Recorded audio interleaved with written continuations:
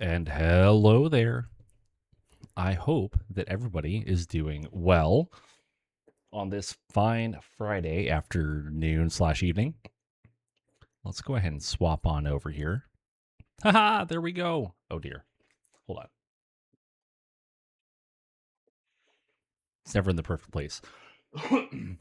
Sorry about the delay with starting the stream today. Between a toddler, technical difficulties, and pizza arriving late, we were set up for failure. But we are here now. So I hope that everybody's doing well. So I was thinking a lot about Bibliophile, you are correct. I appreciate that. So I was thinking a lot about the whole contract situation. And I was also thinking after the stream last time about what to do, because we've got this beautiful contract with beautiful salvage. Like, everything is great about it. But we have one small problem that I kind of forgot about at the end of the last stream in my sleep addled state. My combat record rating is still -1, and we got to get that up. And with us taking a partial success on that last contract, that did not get us into the positive, unfortunately. So I think the best answer, unfortunately, is for us to kick forward 1 month and see if we can't find a better contract. But also, let's see. Okay, we're in an oak. Oh, there's a hiring hall right next to us, though. I think we go next door and we go to that hiring hall. I think that's the answer.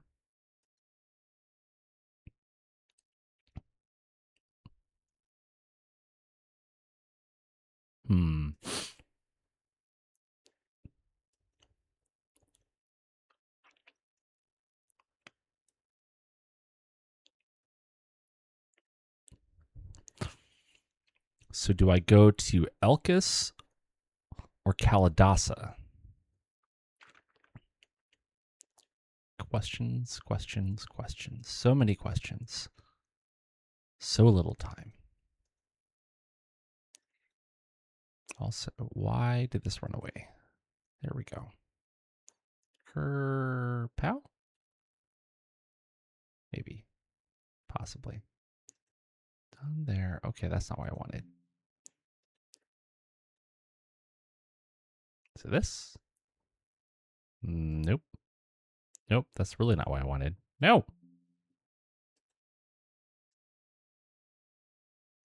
So this one? And definitely not that one. Trying to find a window. Hold on. Bear with me. Is that one? Yeah, it's that one. Okay, cool. I was trying to do things and bad things happened, and then now here we are. Anyways, so Kalidasa or Elkis? That's the question. So they're pretty similar. I think Kalidasa. Kalidasa, it's more heavily industrialized. It's not quite as advanced.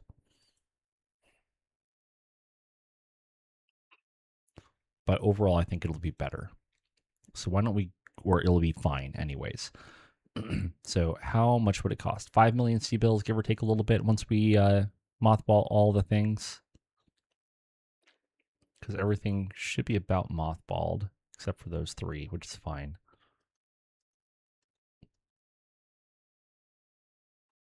Okay, what is not mothballed? Those which we can repair on the way. Okay. Personnel market, we already rated it. So I think that we skip this contract, we go to Kalidasa, we see what we'll get next month, and then hopefully we can send our unit into the red. That would be great, because once we get our unit reputation up, we can start getting better contracts, and we start holding on to people. Things should get a little bit easier, I hope. Maybe. Possibly.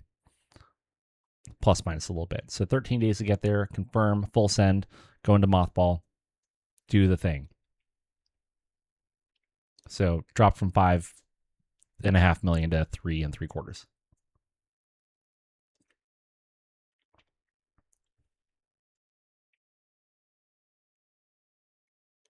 Okay, let's go ahead and advance multiple days here. Actually, hold on. Let's just advance a couple of days.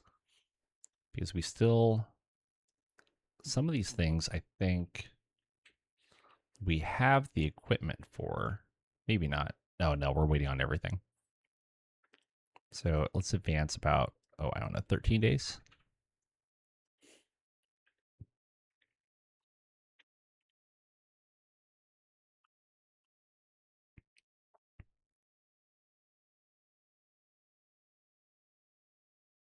We'll inoculate everybody. Okay, we got there. We did the things. Nothing should have happened there. We sent a couple of folks on maternity leave. Had somebody turn 18, which is neat. Got a personality break or two. A whole bunch of stuff just arrived, which is great. Hopefully it's something we need. Then we reactivate everything.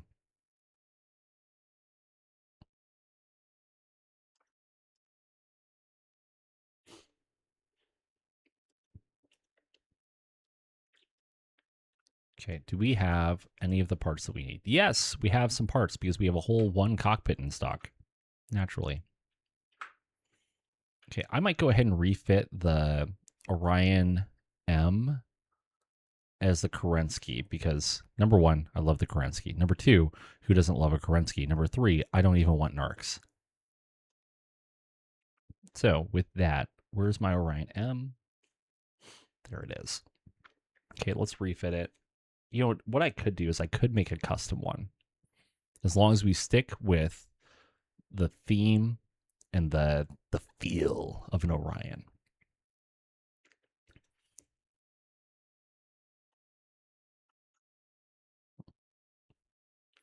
Because doing essentially a Kerensky, but swapping out the, what would I even do?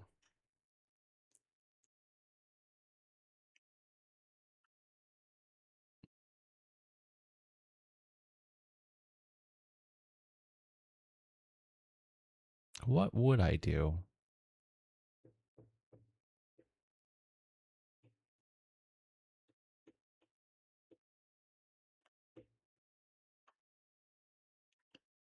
I mean, the Kerensky is really just great.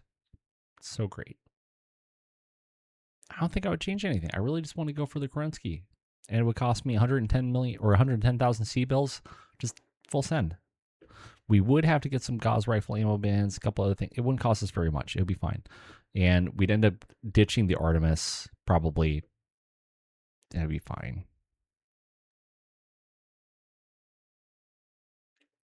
Let's just do that. And then for our MekTechs, we will grab one of them that's a 6+, because I'm willing to risk it on a 6. And go. And then it's just a matter of waiting. But while we're waiting, why don't we go ahead and go over to our tanks and let's fix up some of our kind of want to fix up the Battletech recovery vehicles, which I now have to customize. So no fears. So let's go ahead and customize the Battletech recovery vehicles, and we'll do this. Lift hoist. Lift 1. Whoops. And with that, cargo, drop it down to, I don't know, 5. That should give us a little bit to play with. And then equipment, other, industrial. Hold on, wait, don't be a dum-dum. There we go, lift hoist. So 3 tons. Puts me over by 1.5. So just go down. Well, we don't need liquid cargo, that's for sure. There we go. Throw one on the left, throw one on the right. Call it a day. Get her done.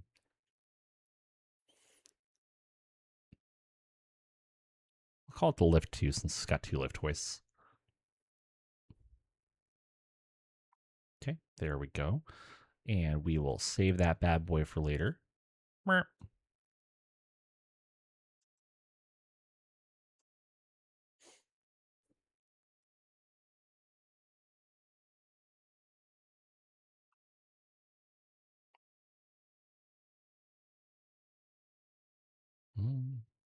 You know what? And then let's begin a refit. Actually, we don't want to do a refit. We want to do a refit kit. So then from there, hanger,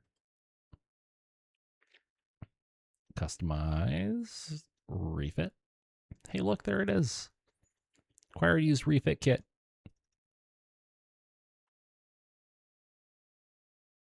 So yeah, we can risk it on a 7. So that one.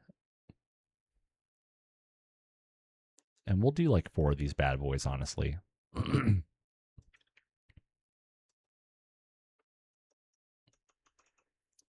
Because I should have the mechanics to get all 7s across the board. It's going to be a little bit of a risk, but I don't think it's going to be enough to matter.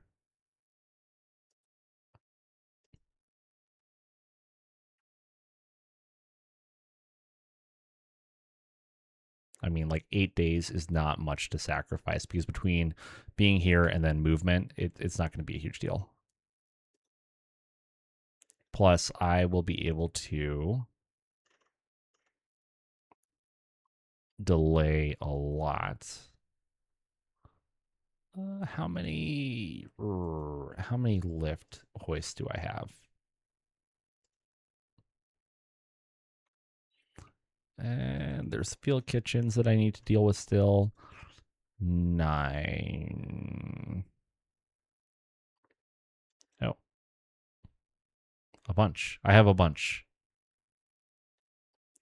So I should have enough to do maybe 2 more refits. Of which I need to do 1. Isn't that nice?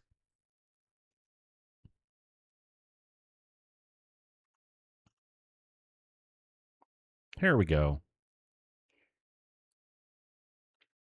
Then my flatbed truck isn't here. Heavy wheeled APC isn't here. So we will just chill. We are going to chill for a few days. Great. Delivery in 139 days. Isn't that great?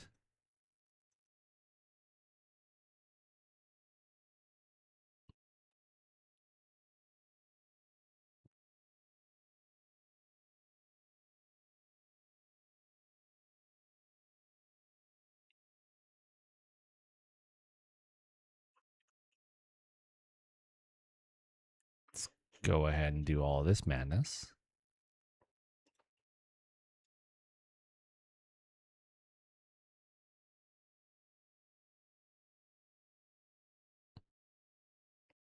Oh no, they failed the refit. They needed a 7 roll to 6. The other one also failed. They needed a 7 roll to 6. Most of the refits went well, but some of them did not. That is less than ideal.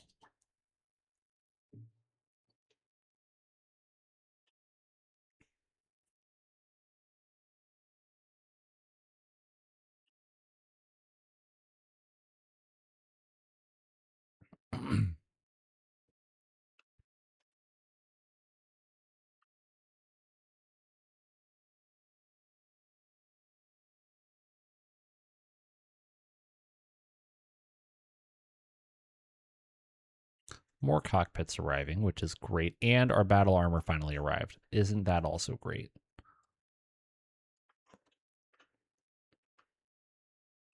Oh, that looks so much better. So still need a hand actuator. We need a whole bunch of stuff. And an engine. Because we killed the engine in the Wolverine, naturally. God, how much did that engine cost? Will it cost? Because I haven't ordered it. 4 million C-bills. Where's the Wolverine at? I think we're going to sell you. I don't think it's worth it to hold on to it.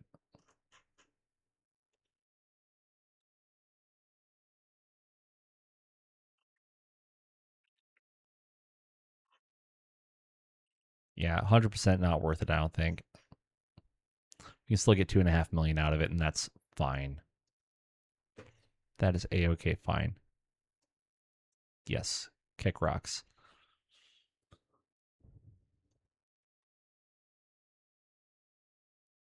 All right, let's see what the next couple of days bring here.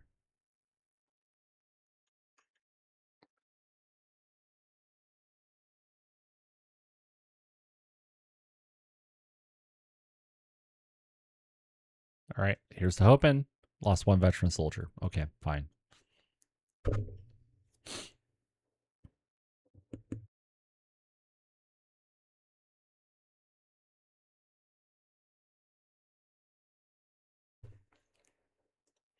New month, we got some vocational XP. We've got a personnel market that updated with a decent number of applicants. New unit market, new contract market. We had one person resign. They can also go kick rocks. All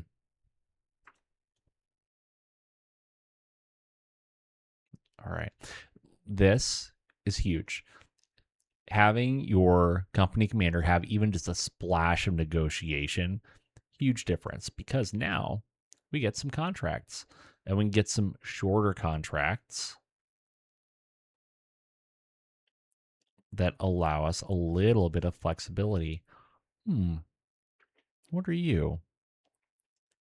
Oh, that sucks. That sucks less. Don't even touch that.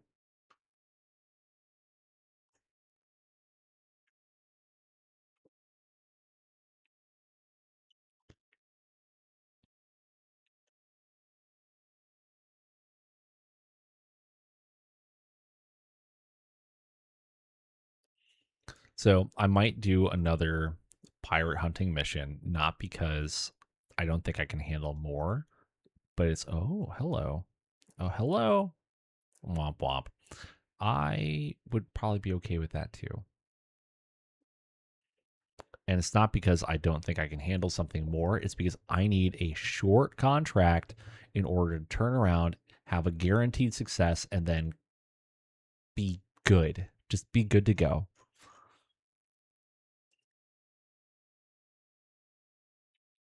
And I might just take this contract right here because it's a 6-month contract. I think we can probably burn through it even faster. And we can get 90% salvage, which is never anything to sneeze at. And if we can just demolish the pirates, it should not last a full 6 months. I don't know if I've had a pirate hunting contract go the full term. And hopefully we can get 24 million sea bells out of it or more, which would also be pretty great. Let's take a look at the personnel market and see who we can replace here. Go ahead and grab. Do we really need admin folks right now? I don't think so. We'll be okay.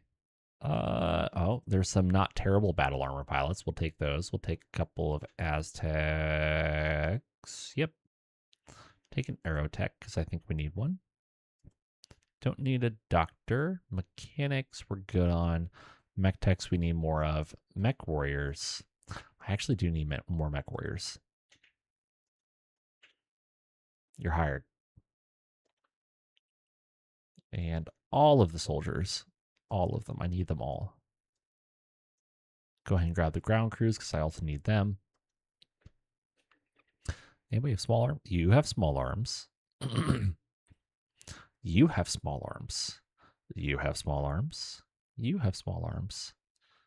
You have small arms. So you thought you were getting hired to pilot a vessel. You would be wrong.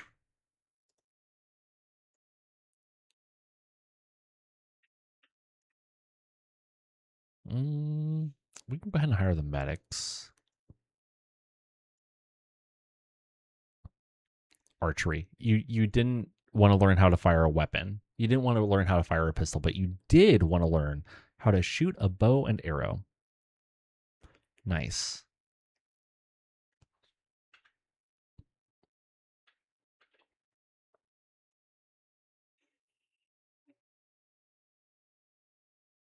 Okay. I think we'll be okay with that ish. At least ish.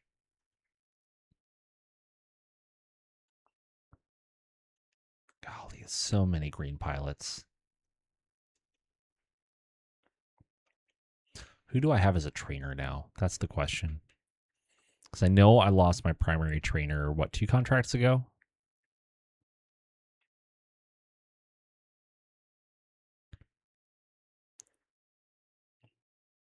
Training on a 9.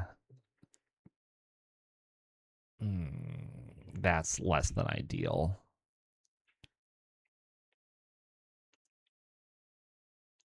Let's see. No, it's admin skills. That's what it is. Great. My best trainer is a green pilot. So you're a 4-4. Oof. You're a 4-5. You're a 3-4. Not bad. But you're both pretty much on the same level. Oh, no, I do have Minerva. Okay, that was something else.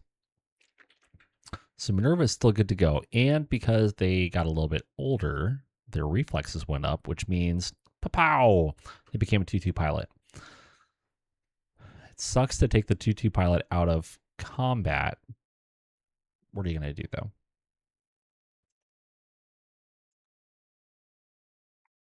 Can we improve your training? Yes. The answer is yes.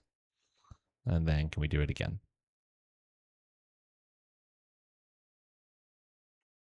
As soon as I do this, of course, like the next check, he's going to leave. But having to roll a 7 or better on checks is so much better than having to roll a 9 or better.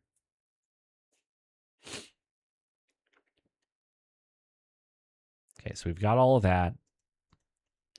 Should be good to go there.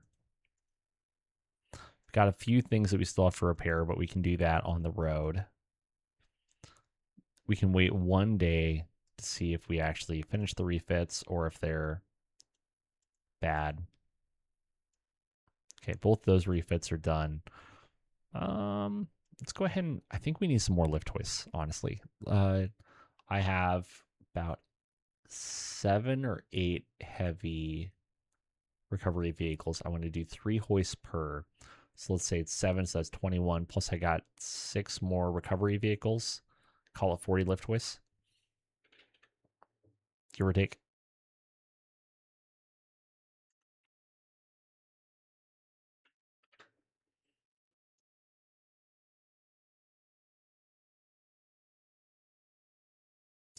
And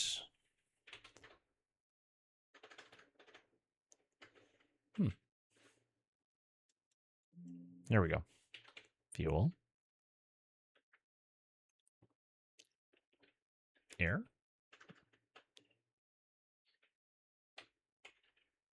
There we go.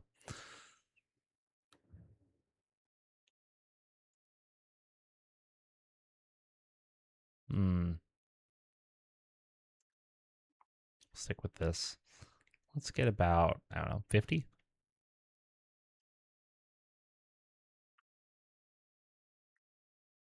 That'll work. That'll do. That's pretty much the Wolverine that we just sold that paid for all that, which is nice. And the modifications we're making to all of our recovery vehicles should actually help significantly in making sure that we don't have to worry too much in the future. Oh, there's a Cerberus. Isn't that nice? Wouldn't it be nice to just have 24 million C-bills lying around?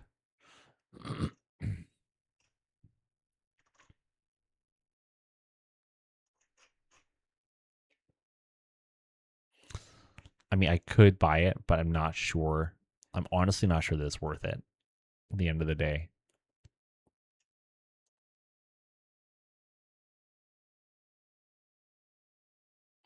I think we're okay there.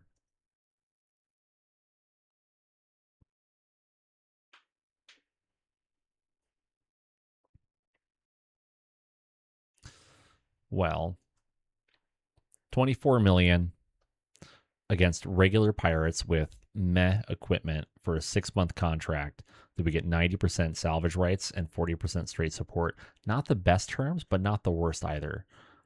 We will be working for the FedCom, so that's not horrendous. I've worked for them before, right?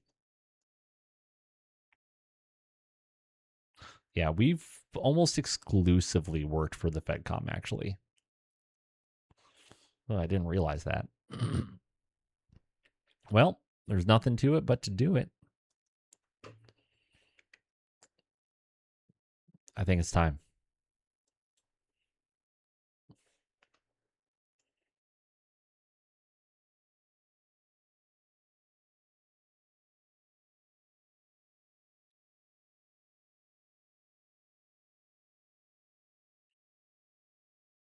All right, so we have 43 days until we arrive. Let's go ahead and advance multiple days.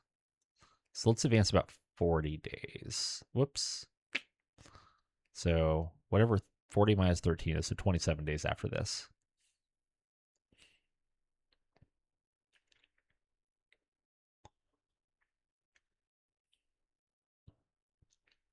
Power, how's it going, man? I hope that you're doing well on this great Friday. Let's go ahead and go forward another 27 days, and then we'll disperse some more experience and hope for the best. I fully expect to see another pop up on like January 1st or January 2nd that's like, hey, this company is complete garbage. And there's not a lot I can do about that until we start getting more positive. More gooder positive. Happy New Year. Okay, issue awards. And the reason why I'm only going 40 days instead of 43 is number one, I always leave 1 day of buffer, but I want a couple of days to be able to do some experience jockeying and stuff like that. So the Compelling Confederation, we're still politically insignificant, but we went up. The Mercenary Review Board, we went down just a little bit, but we're still C. The Free Worlds League, apparently we're a little bit better. The FedCom, we are still unproven. We got some more vocational experience. Somebody gave birth. Somebody's personality is just going wonky. We did a little bit of maintenance on the road. Fortunately, things went up. Fed Sun and Free World League and Fed Sun and Capellans are now at war. Good for them. That is it. So we are 2.4 days from the planned, essentially. Let's go ahead and take a look at a couple of things. So our mech warriors.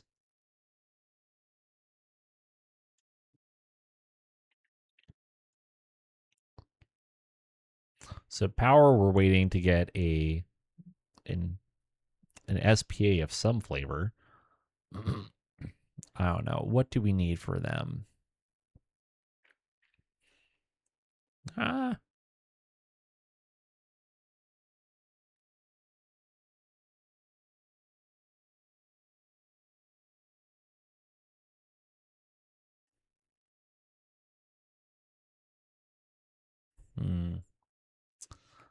Well, I am thinking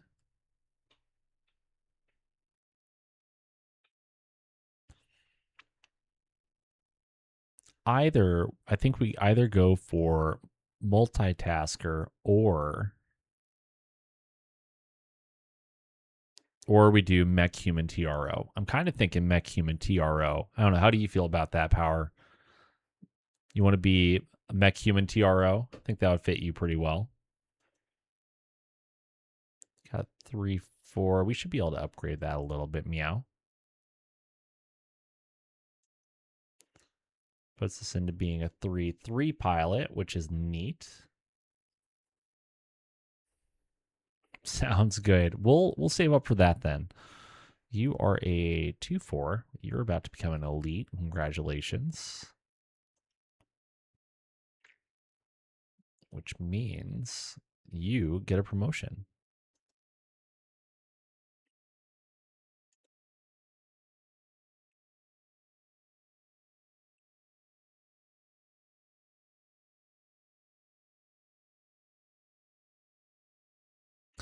Oh, are you about to be a 3-3? think you are.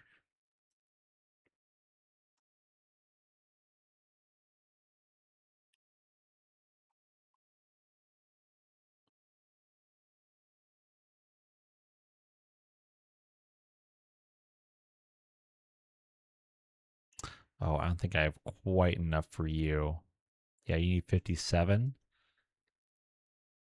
You will probably also need a similar amount.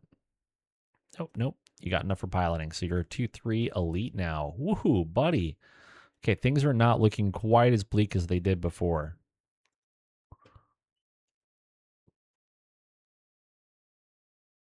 My 4-5 pilot, what can we do here? Current skills, piloting, not quite enough. You, however, probably have enough. You probably have enough to be a 4-5 pilot now. No, you need 40. Oh my goodness. All right, that means nobody else has enough for anything worthwhile.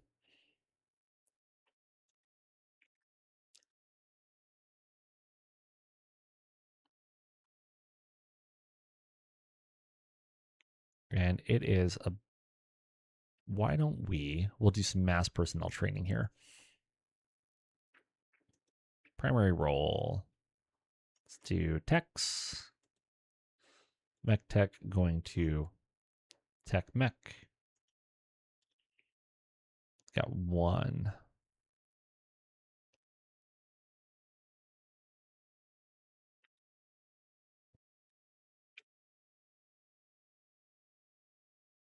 Nothing. What about mechanics? What we got here? Hodor. Battle armor. Battle armor. There we go. Mechanic into mechanic. We got some. Arrow into arrow. Nope. How many of the doctors can do doctory things? Do the doctory thing. Surgery. Surgery. There it is. Nothing. Medics. Who actually Aztecs? See who can go up in Aztecing. There it is. Nobody. All right. Cool. That should get us through most of the folks. I have not, however, assigned some ranks. Oof.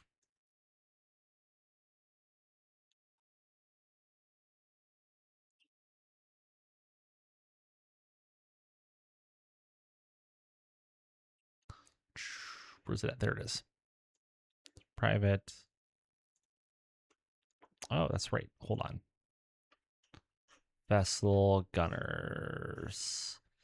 All of you have the distinct honor of becoming soldiers. Congratulations.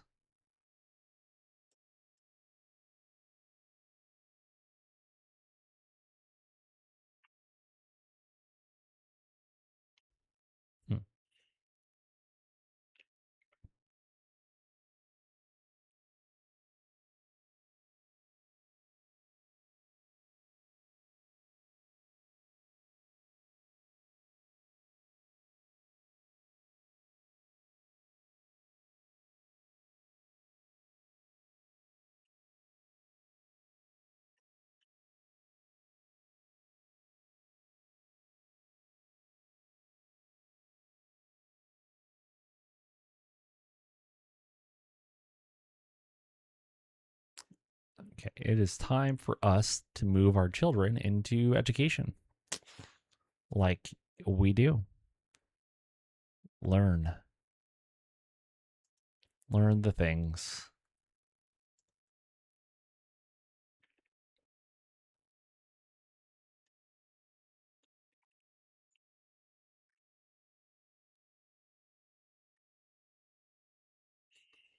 Okay, so I've got 2 professionals on my payroll. What did I send them to school for? Career any. Not a whole lot. Okay, well, deal with that later. So you guys are Tech 2s. actually. Oops, you were supposed to be tech first class. Whatever, it's fine. It'll be okay.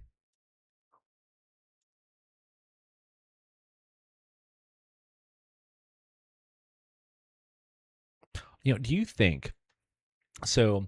Like mech warriors stand on a different level, right? So they like you can think of mech warriors akin to like the pilots of World War II. So they're on a different level from everybody else in terms of their own thinking of themselves. Are battle armor pilots to mech warriors as glider troopers were to paratroopers in World War II? Like, what do you think?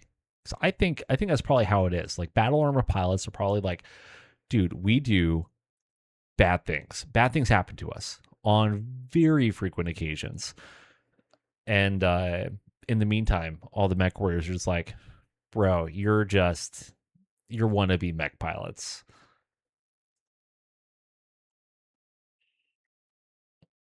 I mean, I think that might be how it is. I'm not 100% sure, but be my guess. Okay, you go to private, and then let's make sure all the soldiers are trained up. I should probably do that really quick too. Skill small arms. There it was. Oh, buddy, 79 eligible. Send it. Anybody get oh good. Oh, that's actually really nice. So Warrant Officer 2 Hussein got Terrain Master Swamp Beast. We'll have to take a look at that in a second. Technician got things that aren't useful for them. That's about it. Cool. Now let's take a look at this really quick. Like,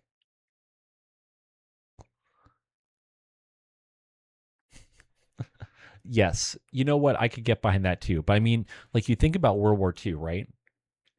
So the paratroopers were essentially okay, let's look at this. Movement in mud or swamp costs 1 less MP using run flank MP wall in mud or swamp gives 1 to BDH when being attacked. That's pretty nice. But the paratroopers were considered like elite because they were volunteers. They were people who went through some additional training. The glider-borne troopers were just like nobody cared about them. They were draftees. They were like, you are going to fall out of the sky in a cardboard box, land, and go shoot people, unless you die. In which case, you are useless to us. That's it's what they did. And then they're like, hey, by the way, glider pilots who got like 7 days of training, more than that, but glider pilots who have no real control over their vessels. Yes, it went exactly how you would expect. Yes, of course I want inoculations. Let's go ahead and see how we can transport things like jeeps and anti-tank guns and things like that in your holds. And by the way, you might have an MVP in the back, and so we're going to strap some steel onto your glider. Nothing could possibly go wrong. You'll just stall a lot. And then they stalled, and then they went plummeting into the ground. Surprise, surprise.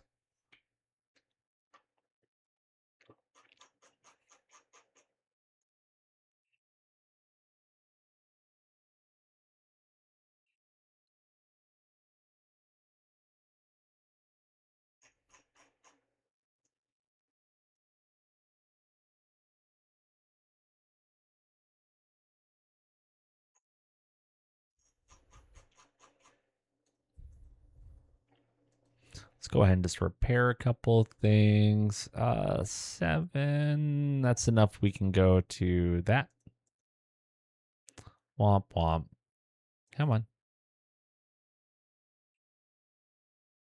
300 minutes. That's a bit much. Right torso, 240. Okay, so with this, why don't we just do the things? Great. So we are now on planet. Let's make sure we got our spreads. So Alpha will be frontline, Bravo frontline, Charlie will keep it as maneuver, Asteroid, we're going to put you as a frontline. And yeah, that should be good. Let's look at our area of operations. Okay, so we only have, a casual 13 objectives to do in like 3 months or 5 months.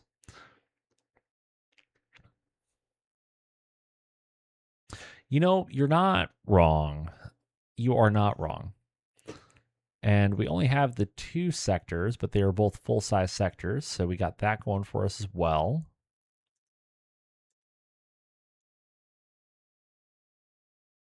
Now, I think that we just have to aggressively scout once again. Something to look at here that I should have done before we even made landfall was for these dudes. So that's the beginning. Let's look at utility skills. Ooh, if only one of them has any scouting skills. That's also less than ideal.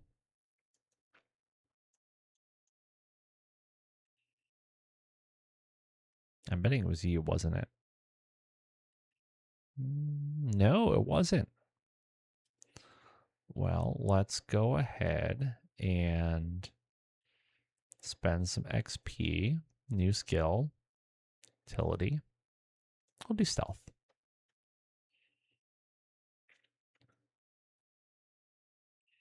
All right, who do I have that's not assigned and that might be out of mothballs? So I've got 2 Phoenix Hawks. Or I need to take this assassin out of mothballs, honestly. Just do that. So let's assign, hold on.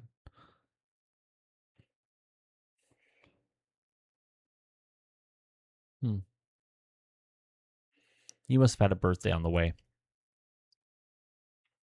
Because you were not a veteran. You were a regular, I think. You were 100% a regular pilot.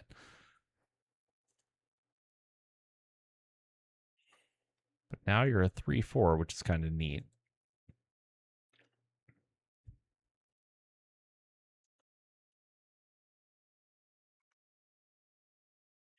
I do have lots of facilities on my side, but so do they. Because for Sector 1, just Sector 1, I have 3. Sector 2, I have 3 facilities. And then I have 9 force engagements that I have to figure out what I'm doing with. So this is going to be interesting. It's going to be interesting. Let's go ahead and assign you to the assassin. Let's take a look at a couple of things. So I've got recon and then tango and scout. 6-9. Oof, 8-12-8, 6-9. 8-12, 9-14, and 8-12.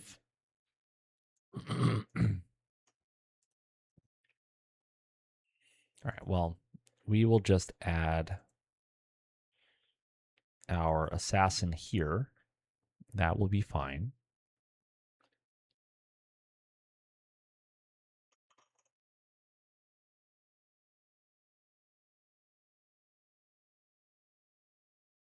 And then we get 16 eyes on the field.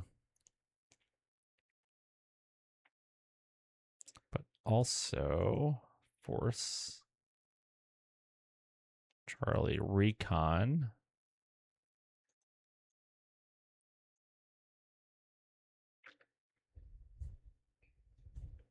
Can we go up on your sensor operations at all? We can. Haha!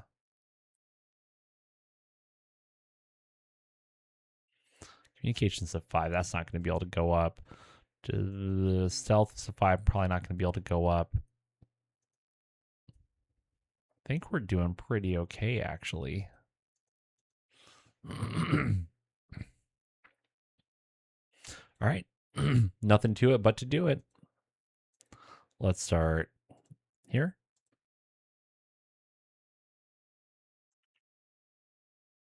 So recon, go for it.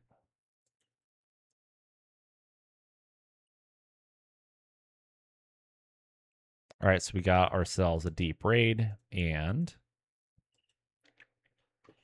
there we go. So our deployment time is only 3 days, which is pretty nice. Oh man, we did a really good job with oh man, we did a great job with negotiation. We got ourselves 18 support points to start the contract out with. That is pretty ideal. So we've got lots and lots of help that we can drop in some reinforcements initially and hopefully just absolutely dominate the field. All right, and a deep raid, this is one of our essentials. So we have identified a vulnerable enemy dropship behind enemy lines. This is a rare opportunity to eliminate a key enemy asset before it can escape. Your mission is to destroy the dropship before it can lift off. Expect rapid enemy response forces as the enemy scrambles to defend their asset. They will attempt to delay and stall you long enough for the dropship to achieve liftoff. Speed is critical. Push through their defenses, disable or destroy the dropship, and exfiltrate before the enemy reinforcements overwhelm your position. This engagement takes place in enemy territory, meaning we will not take control of the field at the end. There will be no opportunity for salvage or recovery, so focus solely on the mission success. Strike fast, eliminate the target, and get out before the enemy locks the area down. Okay, well, go big or go home. So let's start with, why don't we start with Charlie as the backup, and then Alpha Lance can go in as kind of the primary. The other thing I forgot to do, which I probably should have done, but I don't know how to play this game, so I forget to do these things. So, got this Von Luckner. And what else do I have here? I got a couple other things, I think. That's about it. I got the Von Luckner. Might as well full send it. Also, let's take a look at India, Lance. So you're at 28 out of 28. You're at 28 out of 28. How am I doing on my security forces? That's who's missing. I am down to 24 out of 28 on foot platoon rifle.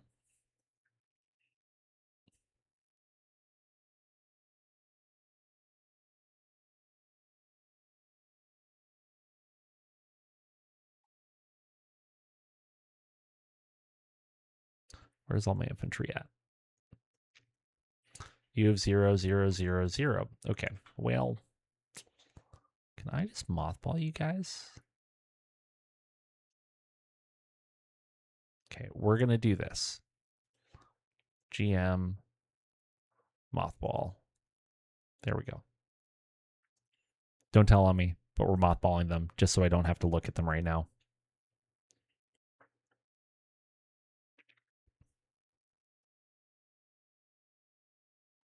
And then lastly, we will just really, really hate our lives a little bit, and we are going to add new unit, tank.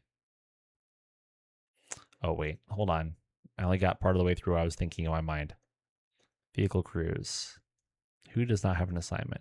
You don't have an assignment. You're a 3-3. That's good enough for me.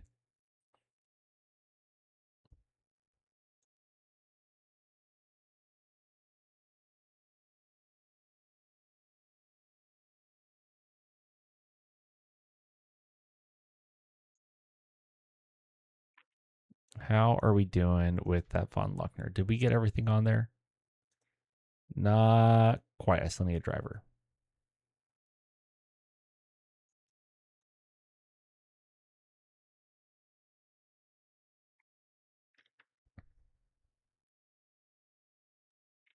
Here we go.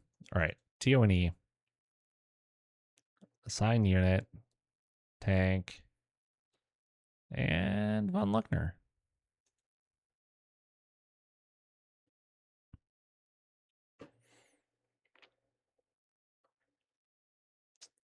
it will trundle on along.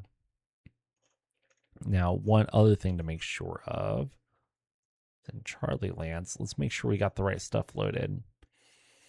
So the Orion, obviously, Gauss rifle is totally fine. The longbow has swarm and standard 20 ammo loaded.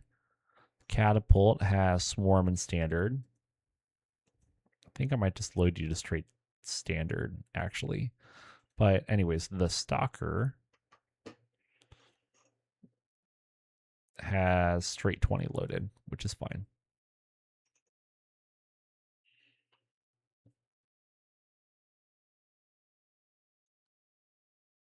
So let's reload this.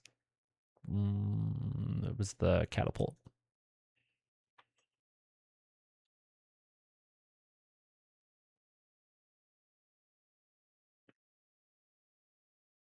Oh, that's fine.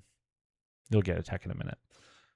Swap ammo, swarm to LRM-15, and give it to a newbie. So, area of operations, we will deploy Alpha, who is a frontline. Go, go, Power Ranger.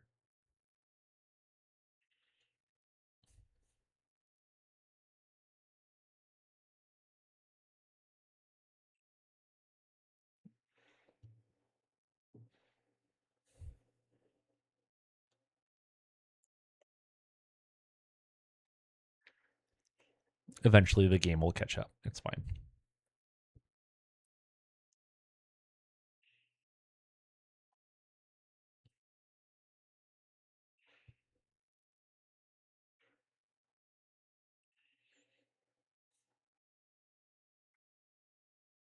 Here we go. I really do not want to bring any infantry along whatsoever. They're just going to melt.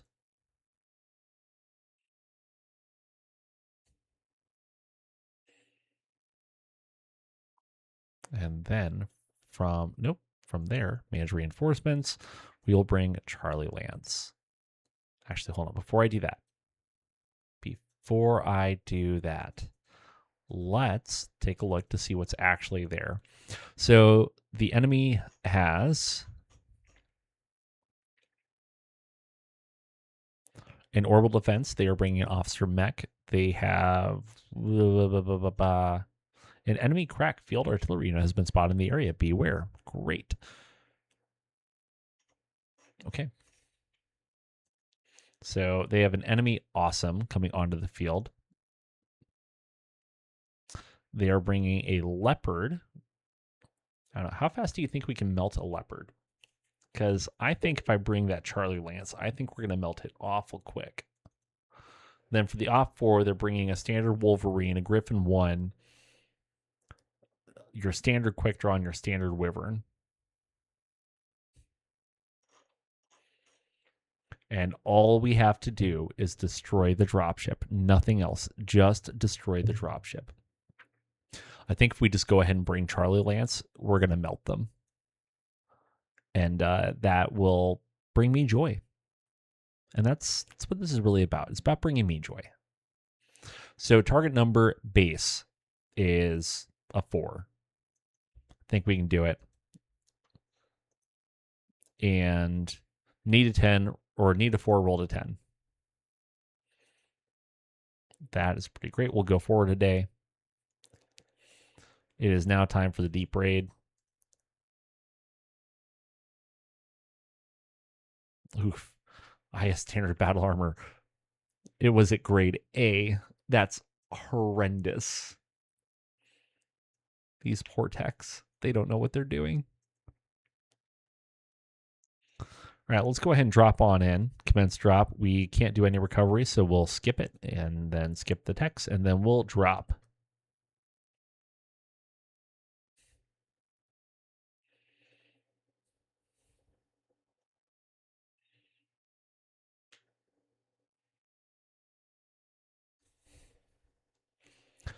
All right, and for all of my folks, I want to make sure they all come from the same side. South and southeast, that's fine. I can deal with that. Done. Oh, this is fun. That is a lot of fun. I don't actually care about the minefields. This is a fairly small map too, so we're going to be instantly in range for pretty much everything.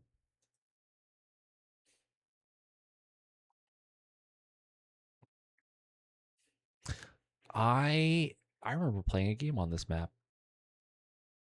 Pretty sure it was this map.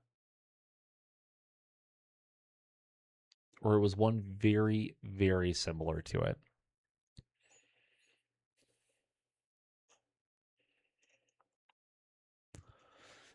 Okay, we rolled horrendously on our initiative.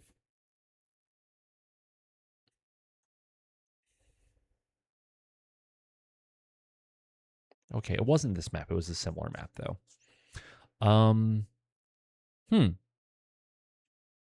That's us being really close to a dropship. Like super close. Uncomfortably close. Full send.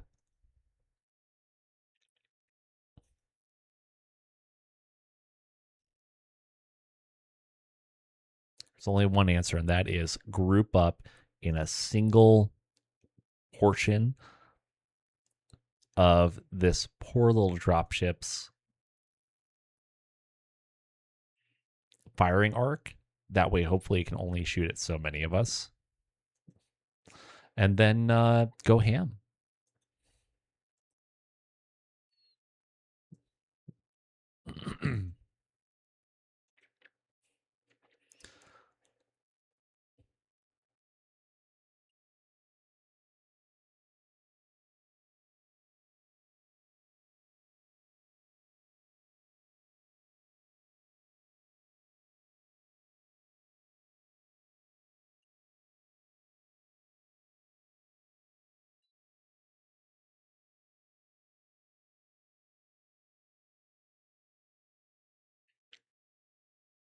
Did I miss the Von Luckner? Did I drop it someplace and forget about it?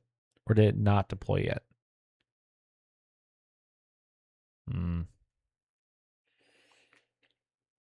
Okay, friends. Well,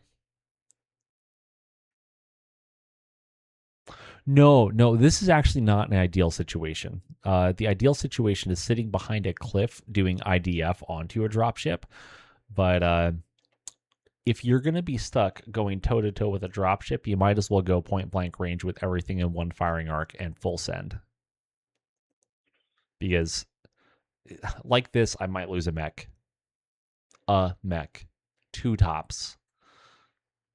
But dropping a mech for a dropship, I mean, I think that any sane leader would call that a reasonable exchange.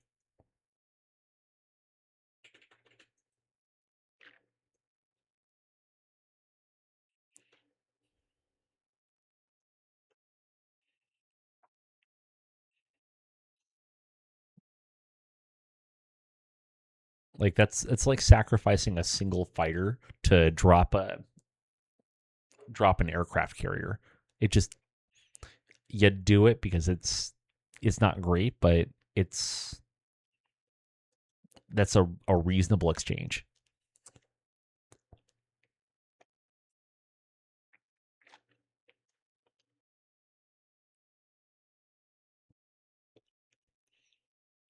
And by not really moving, I do risk just having artillery drop right on my noggin, but I'm hoping that they don't hit me on the first round, because that would be pretty great.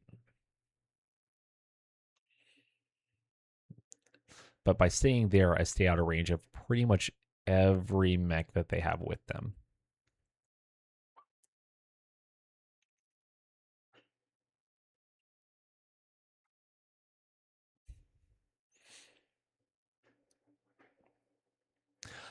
I'm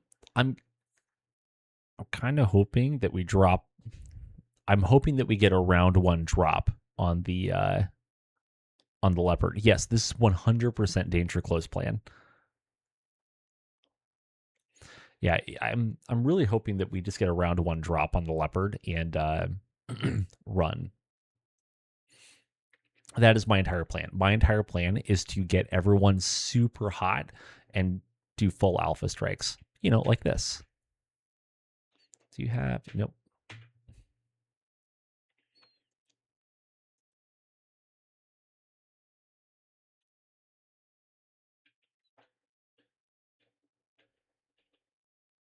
Because if everybody gets to 10 or 12 heat, it doesn't matter. If I can drop the drop ship in a round, it doesn't matter if you're 10 heat over.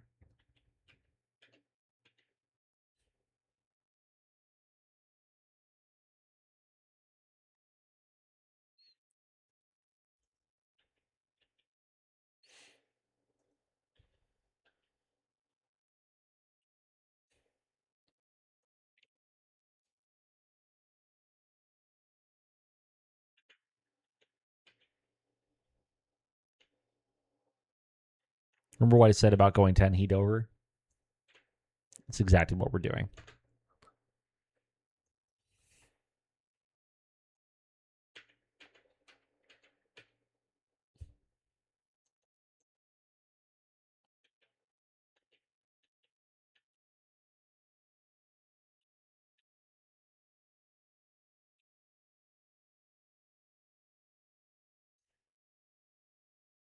Nothing could possibly go wrong. Hey, welcome, Ataraxy. Welcome to the stream. I'm so happy you were able to make it. Ammo crate, I think it's 14. Honestly, I have to look at the tables. I really do have to look at the tables. I was actually meaning to start having one of the cardboard quick reference sheets on my desk for streams, and I just never put it there. Well, Ataraxy, welcome. I'm hoping you've been enjoying the stream, and hopefully you've been enjoying the videos in the past. I would think you were if you're here, but who knows? People are weird.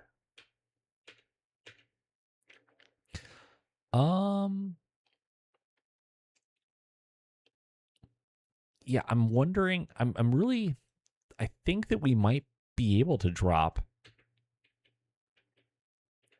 the leopard in a round.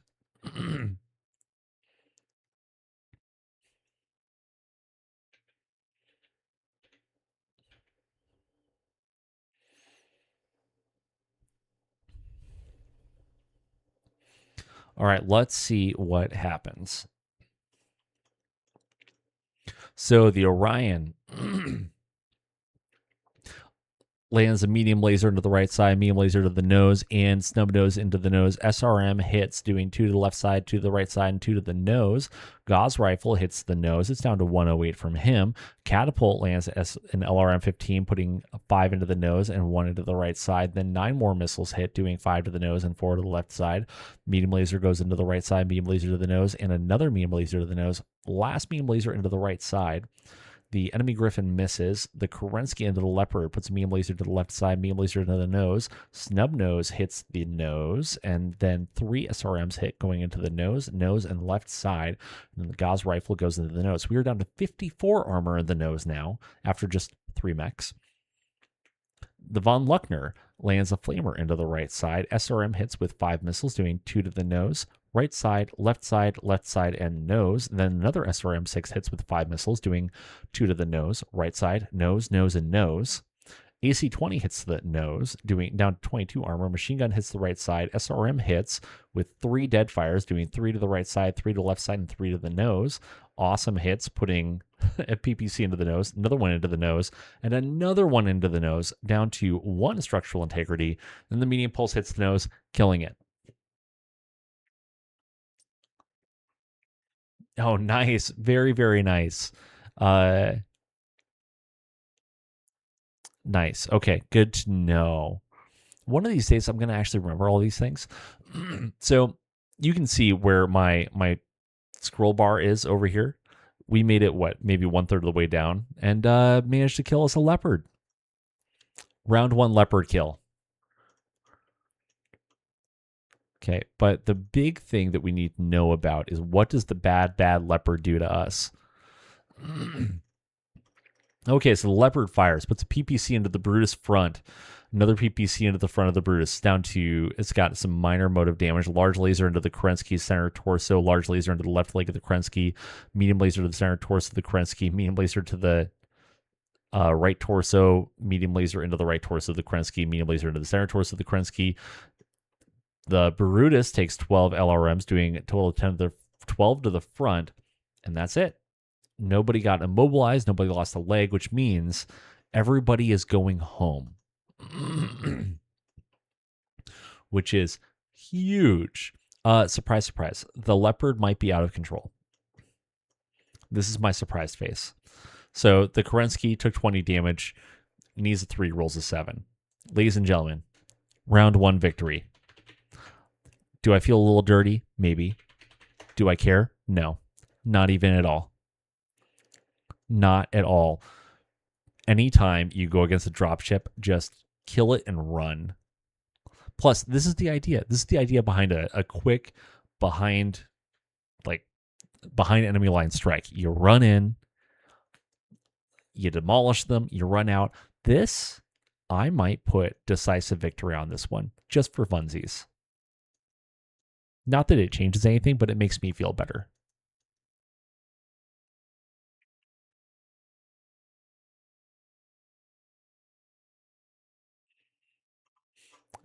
And people got a little warm, but you know what? That's fine. That's okay. Because we killed the leopard. We killed the leopard in round 1. But like, we killed them so fast, it's not even worth saving a GIF, because the GIF is everybody stand still. Enemy controls the field. All of our folks are totes fine. Why did I get added? Who's adding me? Ah, yes.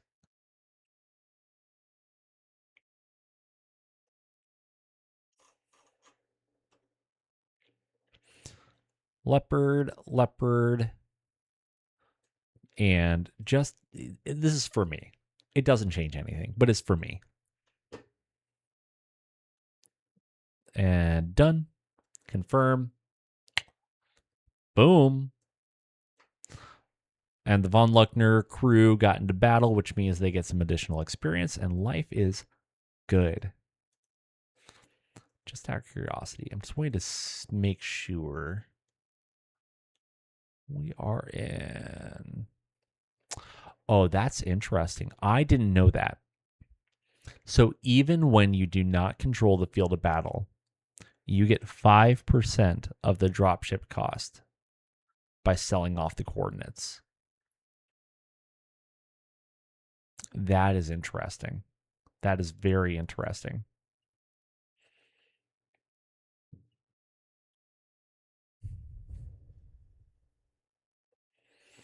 Even if you controlled it, you don't. Like, there's no way to do anything with a dropship except you get 5% of the cost.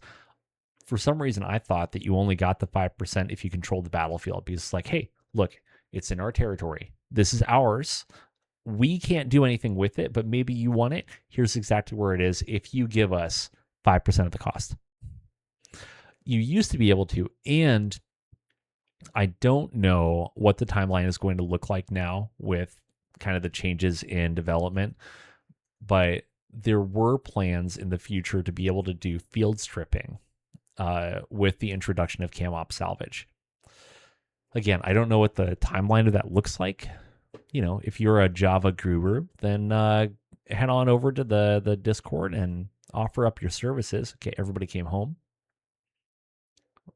Cool beans on that. Let's go ahead and repair some things.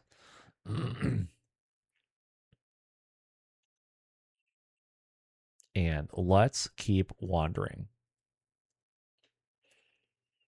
Scout Lance, go! Okay, we found our orbital defense. Let's do recon. Found our hostile spaceport.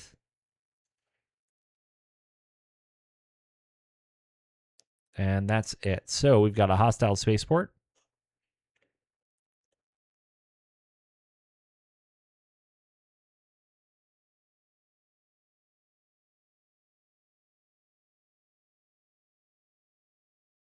I think the hostile spaceport is more important in this case. So with that,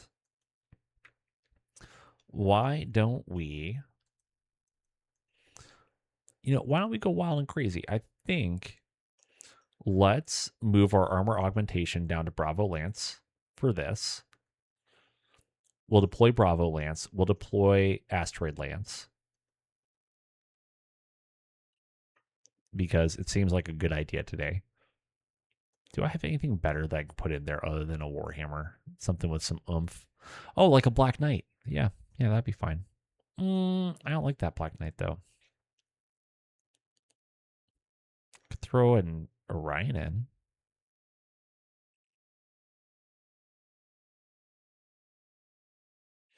That would not be the end of the world.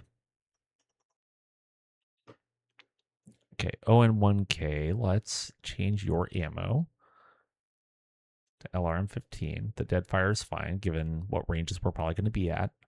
I don't care about NARC.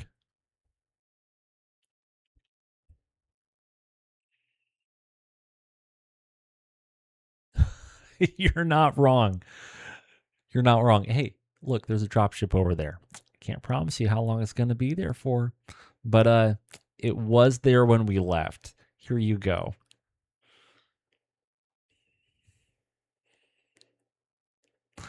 Yes. Yes, you are correct, good sir. The 3025 player is currently laughing at me and making so much fun of me. I don't want caseless. And when I say something with oomph, what I really mean is something that can survive the close-in fight. As in, an Orion.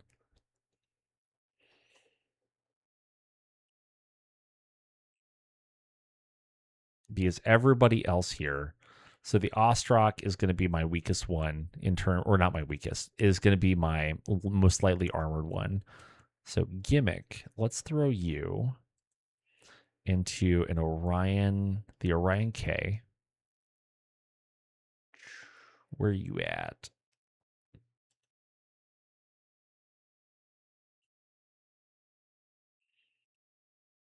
As pilot into the Orion K. Ditch you, and then let's plop in the Orion. Because we always need more Orions.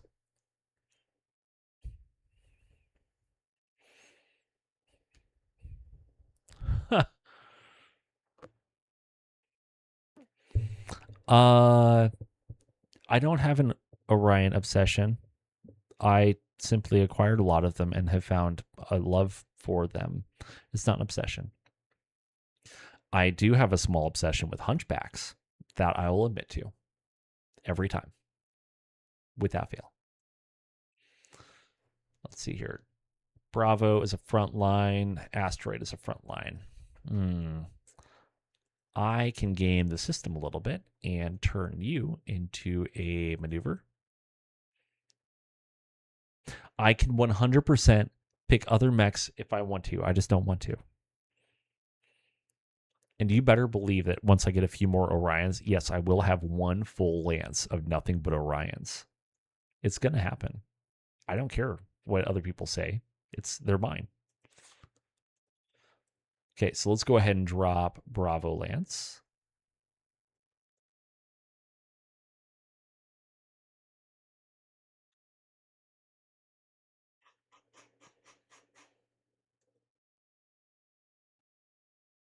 And then we can do, actually, once again, let's make sure. So this is a turning point. Good to know. Oofda. I don't think we need the reinforcements, friends.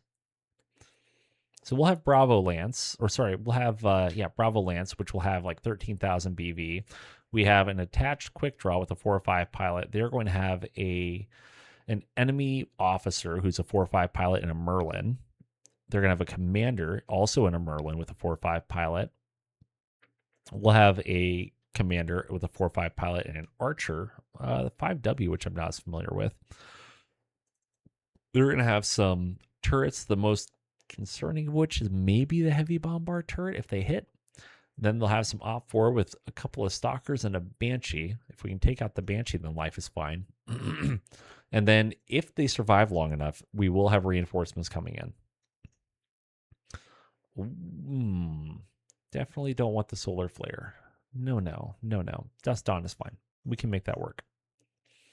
All right, so with this, a hidden enemy-controlled facility has been identified for destruction.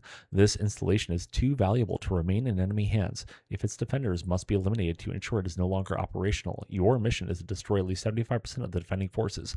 This is not an occupation. This is an eradication. The priority is destruction, not capture. Do not concern yourself with securing the facility. The enemy will fight to protect the installation, but their defenses will crumble under sustained pressure.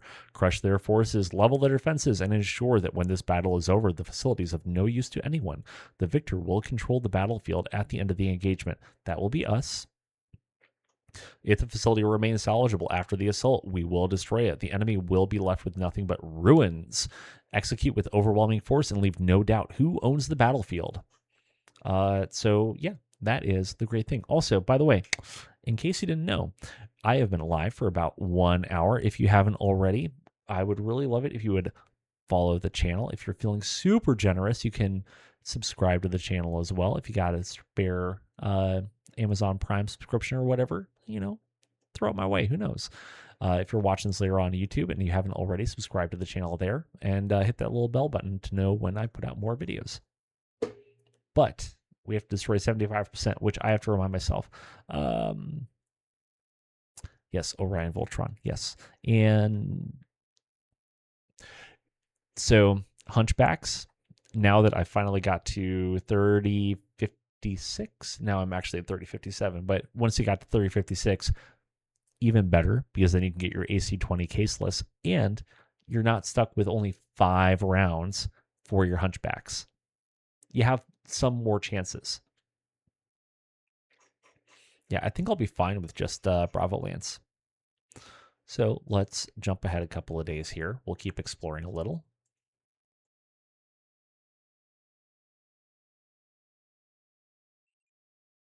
Uno Mas. Oh no. Who got pregnant? Chen Li Ting got pregnant. Who did it? Who did it?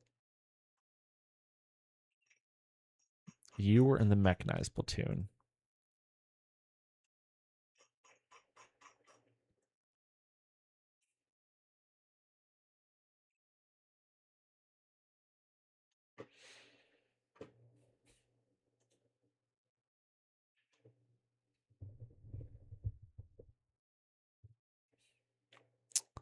No, I'm pretty sure the 4Gs only have 5 rounds because 1 ton of ammo for the AC-20 is 5 rounds, right? I'm like 90% sure of this. Hold on. Now you got to make me look. Yeah. So the Hunchback 4G Oh, I was wrong. You were right. I'm wrong. My bad. They carry 10 shots. My bad. But also, if you got the crappy Merrick ones that trade away a little bit of ammo for some armor for your really bad pilots, and then you throw in some caseless ammo, you kind of get the okay part of both worlds. It's not the end of the world.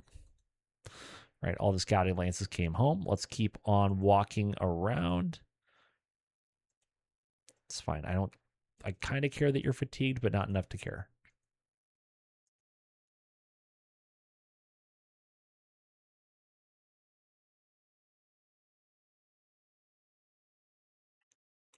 Oh, good. Isolated dropship defense. When does that happen? That happens on the 25th. Okay, we will deal with that shortly.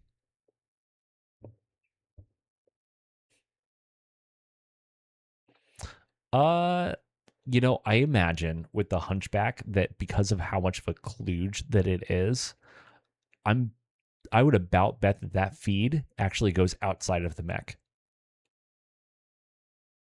Oh. Oh. Never mind. That's not better.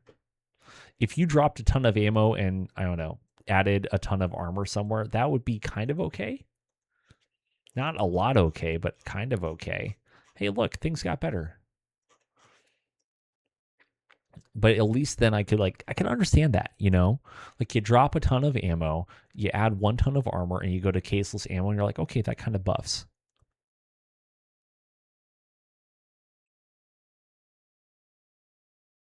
Okay, 2 more days. Let's see if anybody can come home early. Hold on. Did I just generate another scenario? No, I did not.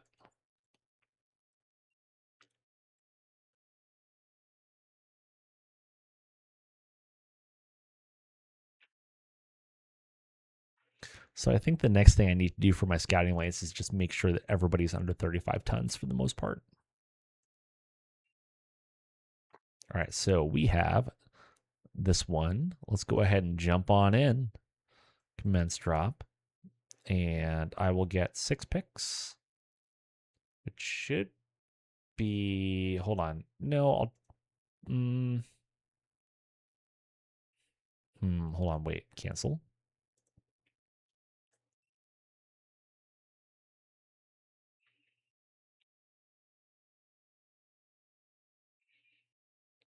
So why don't we assign you to recovery A? We can assign you to recovery B.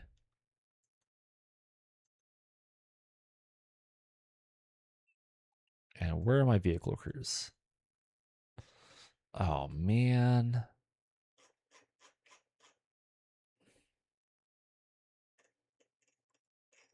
Hold on. I have a thought here. I have a thought. Mash truck. Oh, man. There it is.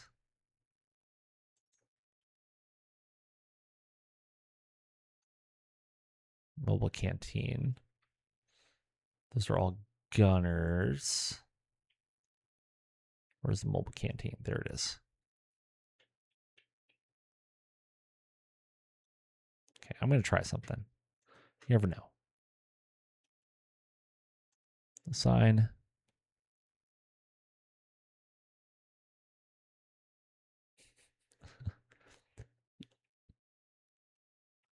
You know what brings me joy is watching people have good conversations in my chat. So that then I look over and I'm like, oh, I am completely lost in where the conversation is now, but that is okay.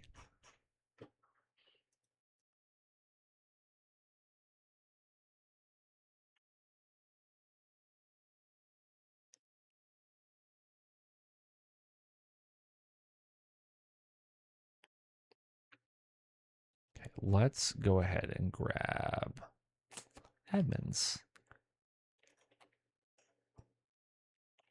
Admin. It's a good thing for HR folks to do.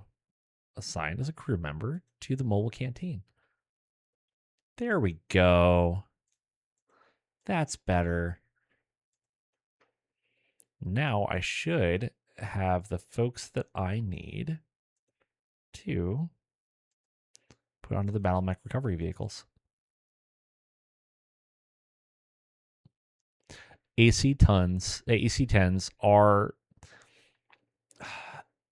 I have a love-hate relationship with AC-10s. AC-10s are great. However, they are a compromised weapon, in my opinion. And anytime you have a weapon like that, it's going to be a compromise in some fashion. You know, the AC-10 doesn't have the range of a PPC. You're trading out range to not generate as much heat. You have as much damage, but at the same time, you don't have the range of like an AC-5 or an AC-2, but you do have more damage. Everything is a compromise. I do think that AC-10s give you a really great rounded weapon, unless you don't want to explode from an ammo explosion, in which case, don't take an AC-10.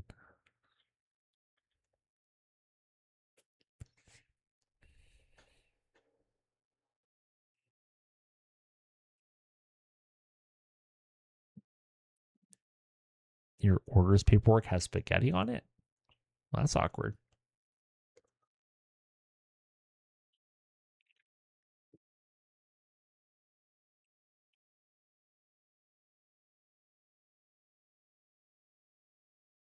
Okay, that should be good to go now. Let's try this again. Oh, yeah. They look, it's fine. If they can rubber stamp things, they can stir the spaghetti. Not a big deal. It's fine. I think that 7 picks will be enough. 4 techs. We'll take one more just for good measure. Yeah.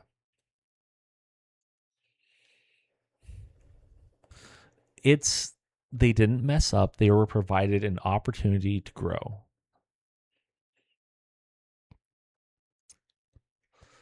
I provide all of my people opportunities to grow, and that's what's important.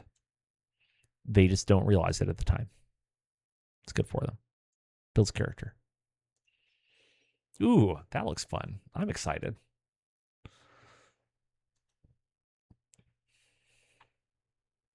Okay, so edge. Everybody starts at an edge. Good.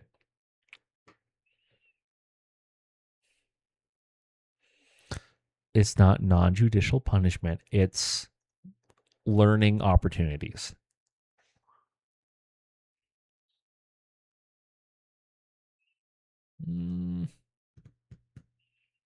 Should have paid more attention to where they're starting out with.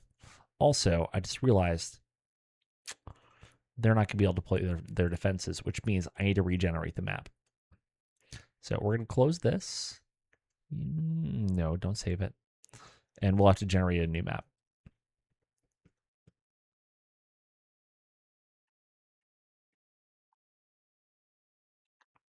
I could RP it as in like, oh, they're coming out to meet me before I actually get to the... No, I'm not going to do that. So let's go ahead and do a generated map. Generated map settings.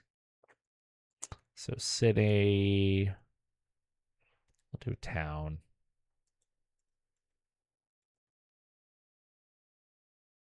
Fortified low, pavement low, road low, rebel low. That'll be fine. That'll be fine. That'll be fine. And okay.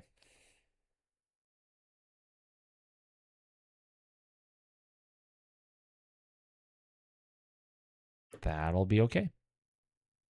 Whatever it is, it'll be fine.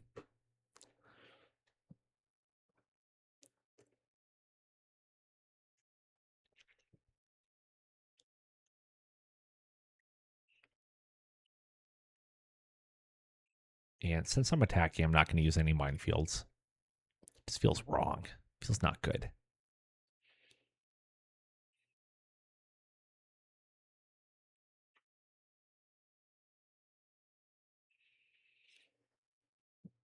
So they've got, what, 2 Merlins, a Banshee, and 2 Stalkers, right? And I have to destroy 75% of just the Op 4?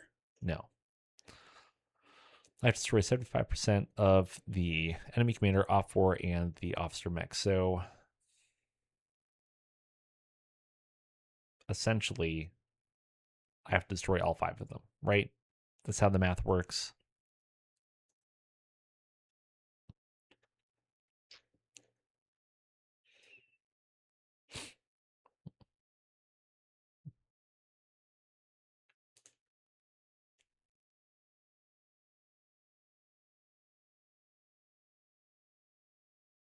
Oh no, I have to destroy 4 of them. I have to destroy 4 or 5.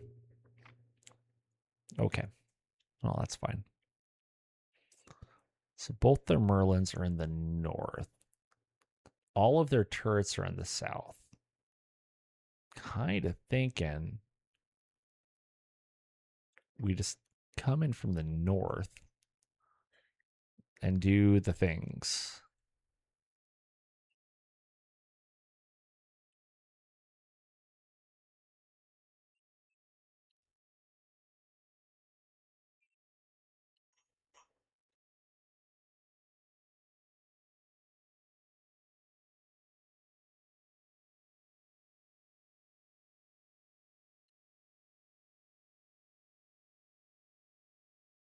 think we put the von Luckner there.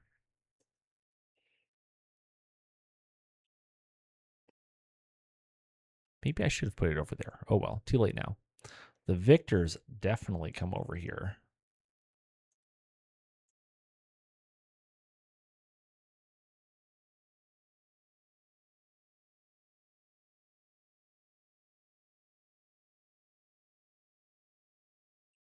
Let's see here. I think we just go to there and hopefully we get some shots across. Maybe not, but we'll try. The Grasshopper will plop right there.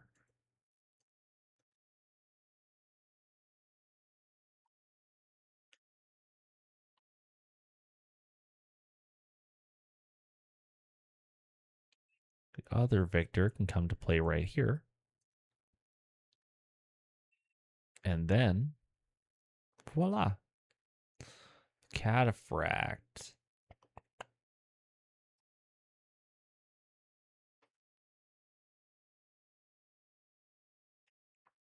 I think the right move for the Cataphract is to go there and come down and across, but it'll protect him for about one turn.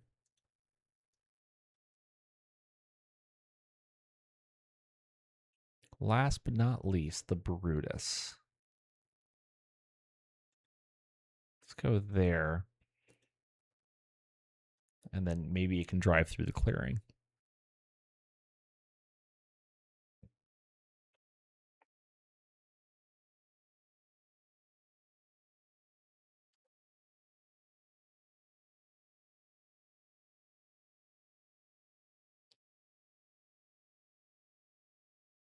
You have normal gravity, right?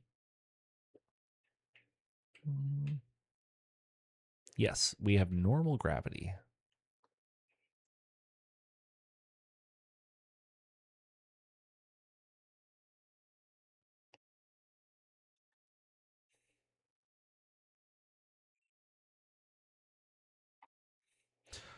Do I go there or do I try to jump to like there? I almost want to jump because if we can demolish the Merlin, then life would be fine.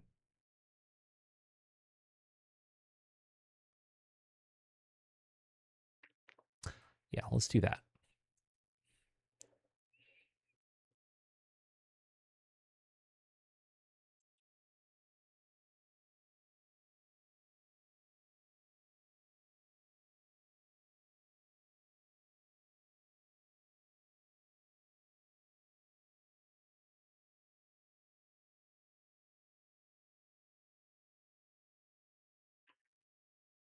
Definitely don't do that.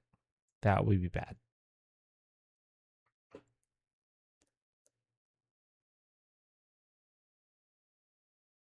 And the Cataphract can go there-ish.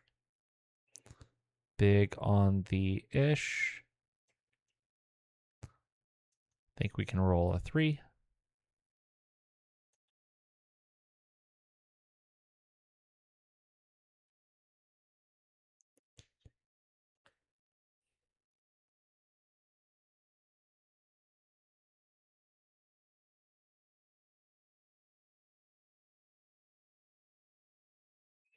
Okay, we have no shots. I don't think we're going to have a whole lot of shots this round. Oh, I could be wrong, though. So that'd be an 11, and I only have Deadfire. So you miss 100% of the shots you do not take.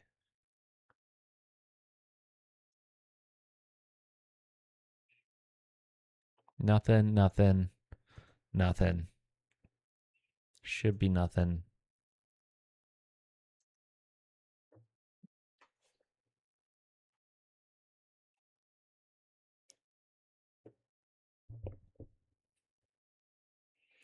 So the Stalker firing at the allied archer hits the left arm with a large laser, down to 14 armor. Also hits with a couple of LRMs, doing 5 to the center torso and 3 to the left torso, then 5 to the left arm, 1 to the center torso. Our quick draw missed. The light missile turret and the heavy bombard turret missed. The other enemy Stalker firing at the archer hits with 8 LRMs, doing 5 to left arm, 3 to right torso. The archer missed. The archer took 20 damage, needs a 6, rolls 7, stays standing.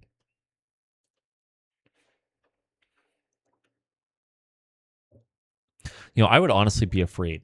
So talking about like IRL tournaments, I would honestly be afraid right now to play any kind of a tournament or anything like that, just because I played Battletech on the tabletop. I know how to play it, but I am not fast.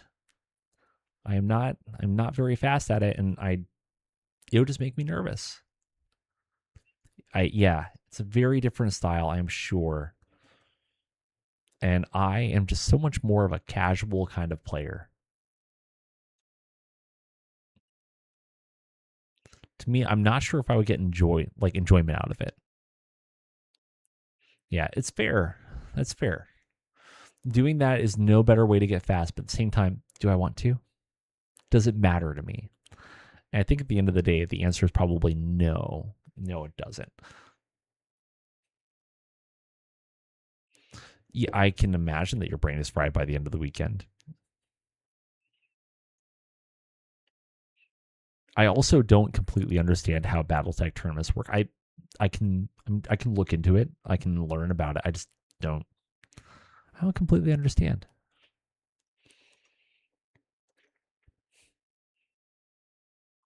And I'm sure that there are a lot of different types of tournaments where, like, oh, hey, you bring this certain amount of BV into a battle, you see how you do. I'm sure that there are ones out there where you bring essentially like one battalion's worth of mechs, and then you fight battle after battle after battle. And if you survive to the end, then congratulations. Yeah, fair.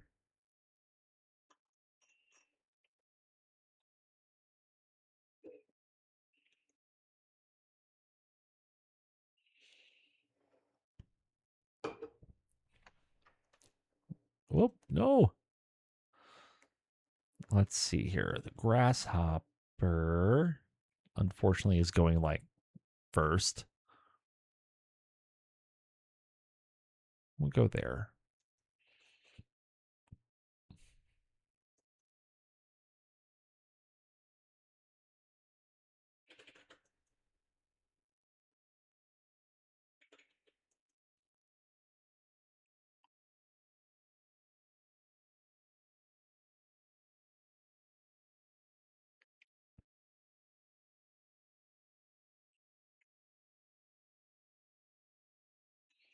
I also want to go here so I can try to work around. It's not going to be faster to go here.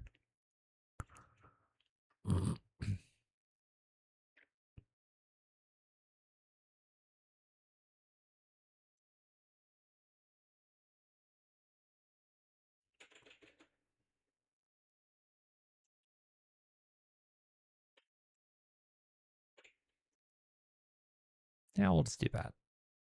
Work our way in. Let's hoppity hop.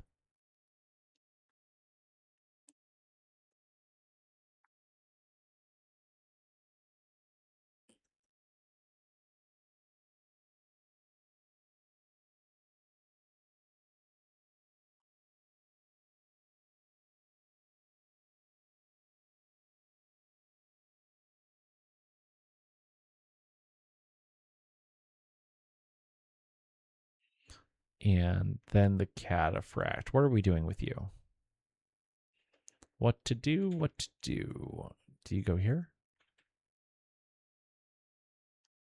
Otherwise, you technically have shots. Kind of want to just chill. Let's chill for one round.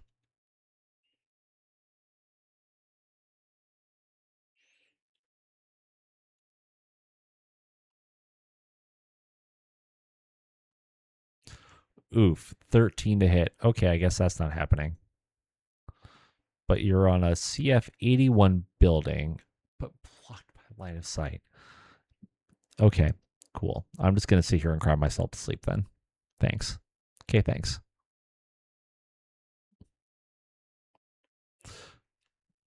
Okay. That, interesting. Very interesting. That is definitely one way to do it. I seeing that to me just is less interesting than like running a campaign or having a even a short sustained running unit list, right? Like, hey, bring one company of units and like I don't know. Oh, faction specific? Jeez. Okay. That also creates challenges.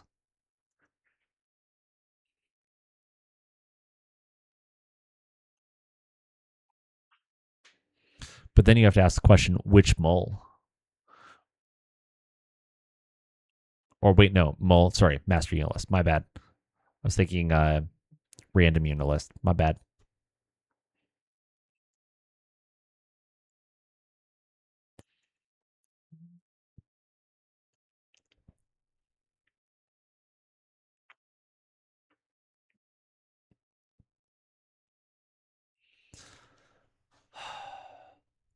One hex out of range. Naturally.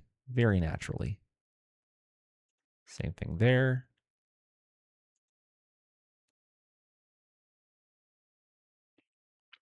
So can we do 20 damage? So that would be 5, 10, 15, 20.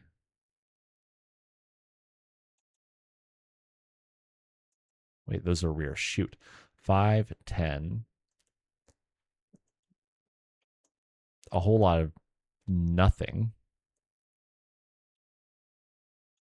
Mm, it's not my ammo. Might as well just, we'll risk it for the biscuit. Why not?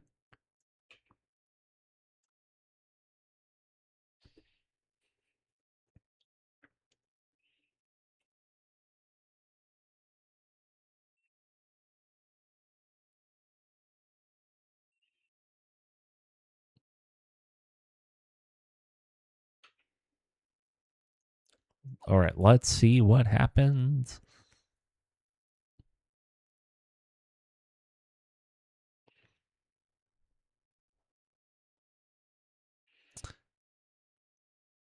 I can see tournaments appealing to some people. I'm just not one of them. But I can definitely see them being appealing to some folks. So the heavy bombard turret missed with everything. The light missile turret missed. The Merlin misses the quick draw. The quick draw hits a building down to 76, hits a building down to 71, hits a building down to 65, hits a building down to 61. Naturally, it goes down to 61. One CF over. The Banshee firing at the Archer missed. The Archer firing at the Stalker missed. The Stalker firing at the Archer also misses.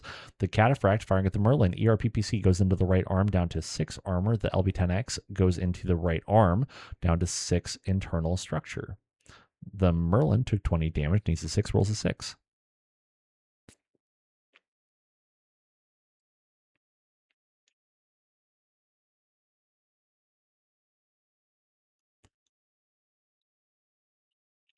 I'm just going to skip through all of these non-existent physical attacks and then move on with our life.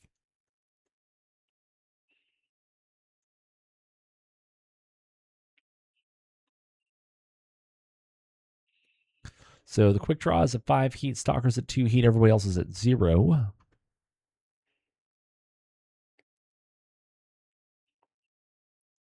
Man, we are okay. We actually rolled pretty well this turn, which is nice.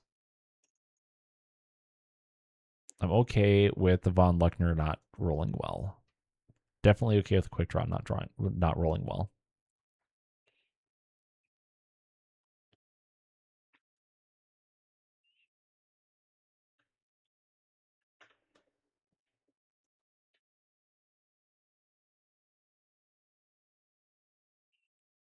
Those Merlins are wimps.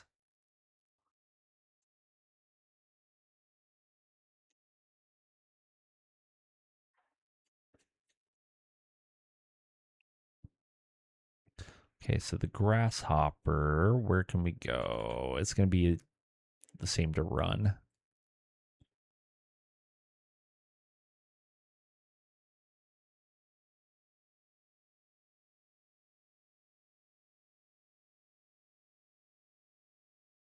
Okay, then.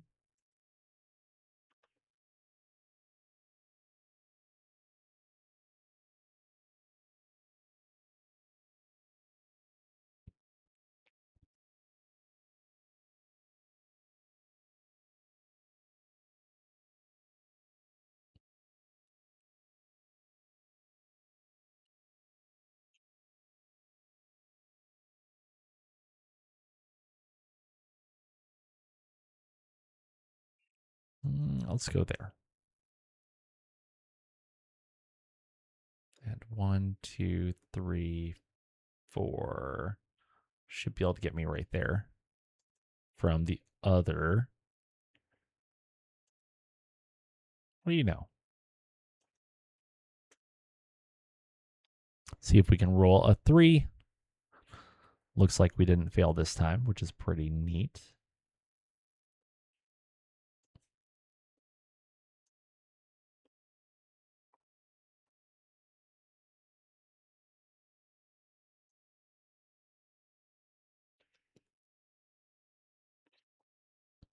And with that, we can't see anything with quick draw. The Von Luckner is out of luck. Grasshopper, however. Okay, so do we go for the Stalker or do we go for the Banshee? I think that we start off by going with the Stalker because that is what scares me more.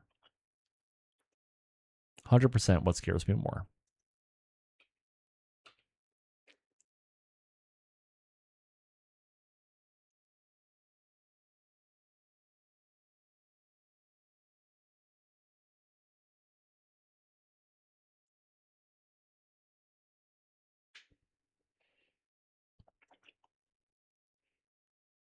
And then medium laser, AC 20, and an SRM just for good measure. And we do it again.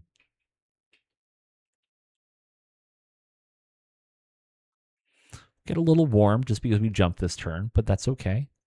Hopefully we can land both those AC 20s. Who knows? Maybe we'll get really lucky and we find, hey, look, we found a head. So, very first shot from the Grasshopper, medium laser goes into the head. It's down to 4 armor, medium laser. Everything else misses. The Stalker, firing at the Grasshopper, puts a large laser into the left leg, misses with everything else. The heavy bombard against the Victor lands 8 shells, doing 2 to the right leg, right arm, right leg, center torso, left arm, right torso, and right torso. Then another 8 shells land, doing 2 to the center torso, right arm, left torso, and right torso. The light missile turret lands 3 LRMs into the Cataphract, doing 3 to the right leg. The Banshee puts a PPC into the Grasshopper center torso. It's down to 20 armor.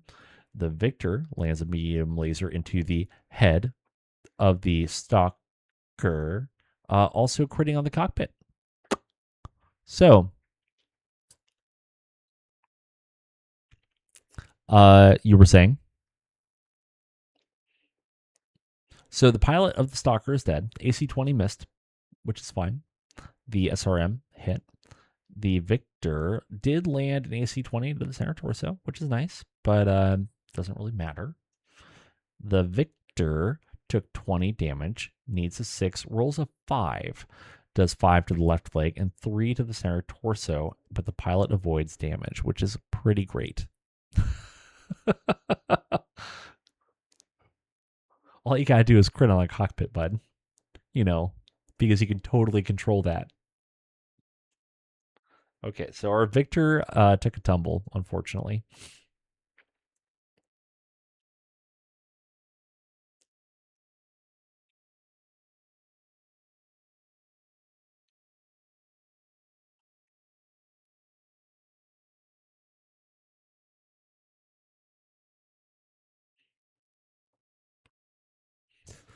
So one of the Victors is at 5 heat. The other one is also at 5 heat. And then, oof, that is not ideal. Both of our Victors are going first. And then the Cataphract and the Brutus and Demolisher are going second.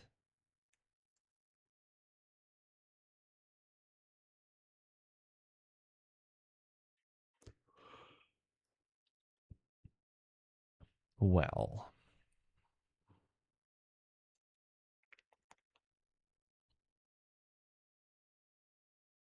why don't we just do that? I think we can manage it too.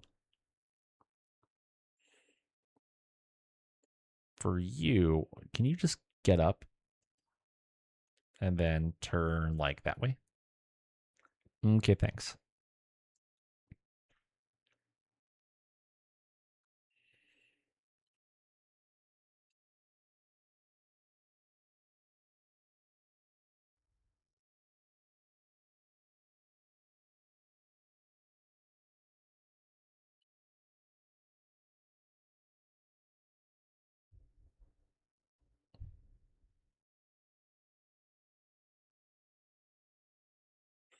We'll just hop on over. No bigs.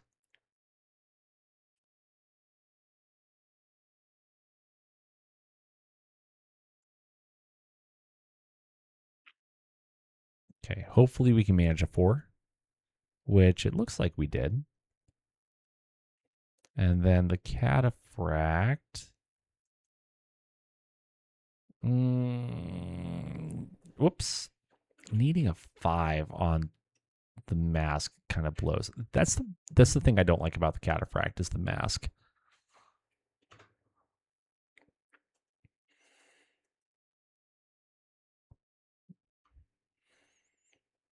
Because the cataphract cannot get hot enough to actually use the mask well. Oh, we can't go through the woods. Okay, fine then. Skip the movement, and then we're going to blow the woods away.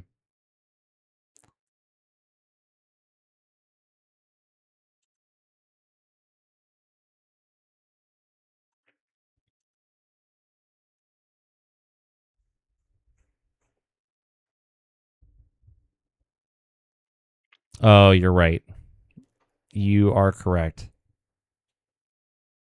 My bad.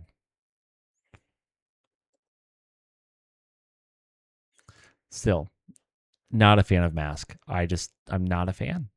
Not a fan at all. I would rather either my mech just goes faster or I just know how fast it goes. Like, that's fine. That doesn't bother me.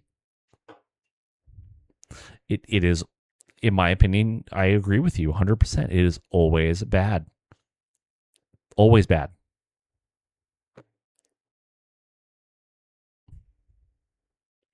I can imagine that they got very good at that. Yes. But triple strength Myanmar actually makes sense.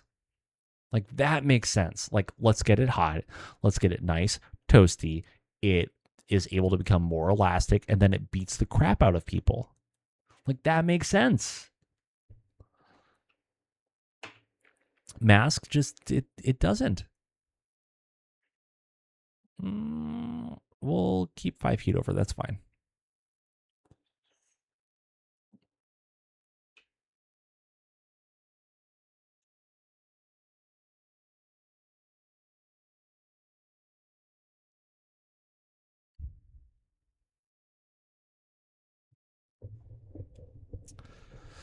See, and again, I have so much to learn about the Battletech lore and everything else. It's, yes, I can imagine that TSM Max Wildos. I don't want to see one of those against me. It does not sound desirable.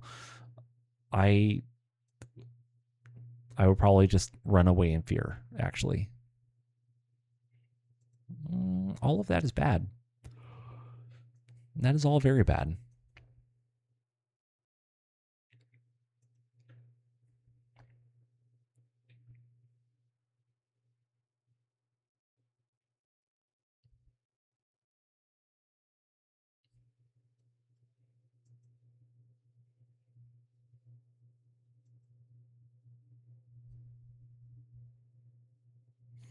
Fair. That is very fair.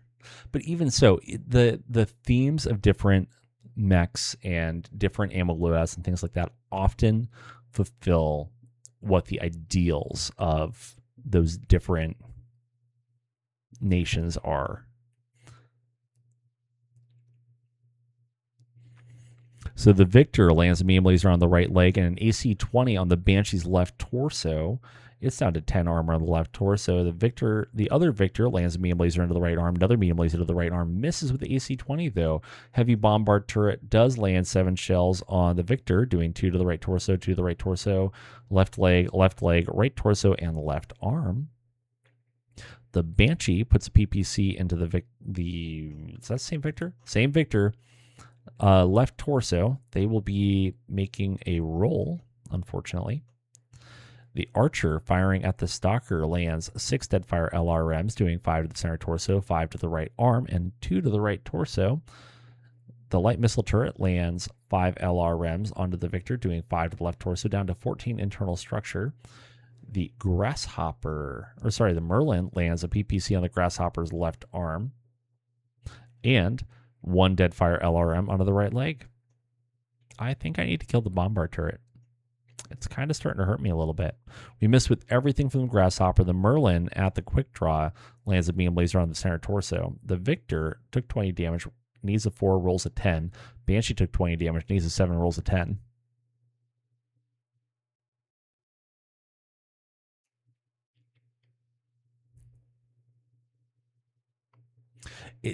Yeah, I know nothing about Iltech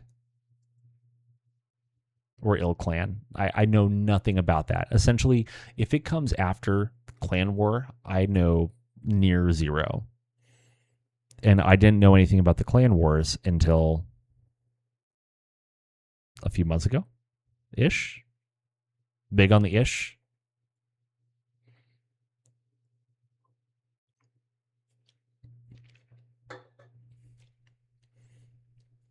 Because I lived in my own little happy world of Succession Wars, and that's where everything happened. That was everything.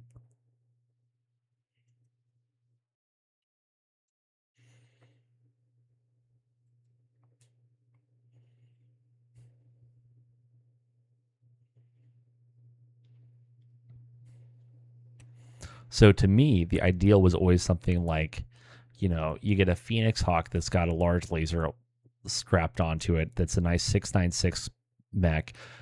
It hops in, dumps the medium laser and a large laser, hops away the next turn, hopefully maybe even hops into a little bit of water, kills the heat, hops back into the fight, and dumps another, maybe 2 medium lasers and a large laser into whatever it's trying to hit.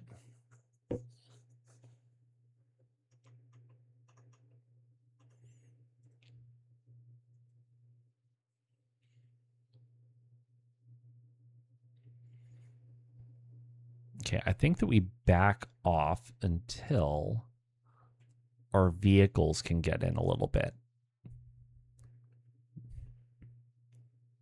Oh, but the reinforcements arrived. That is actually really nice.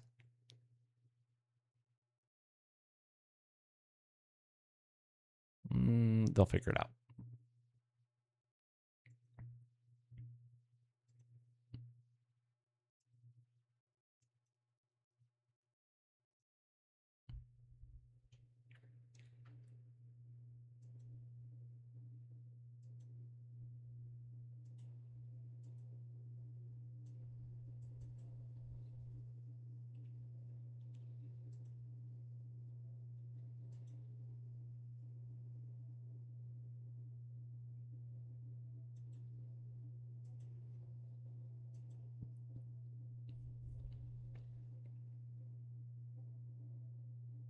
Shoot, I forgot to shoot the woods. Why am I an idiot? Well, just go up there and go around at this point.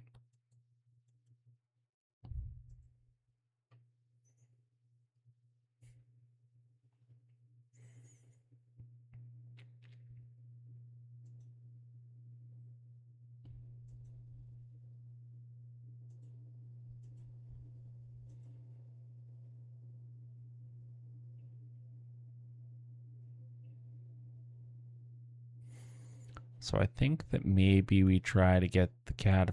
Oh, hold on. The von Luckner has entered the scene.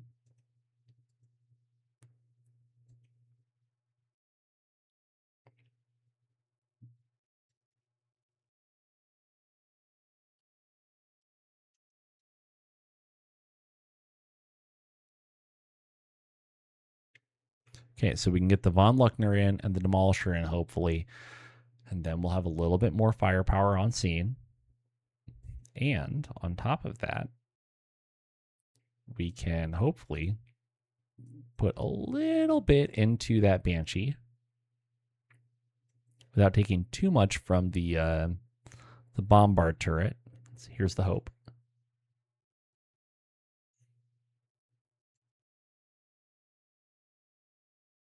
Gosh, that's gross. 11s to hit. That blows.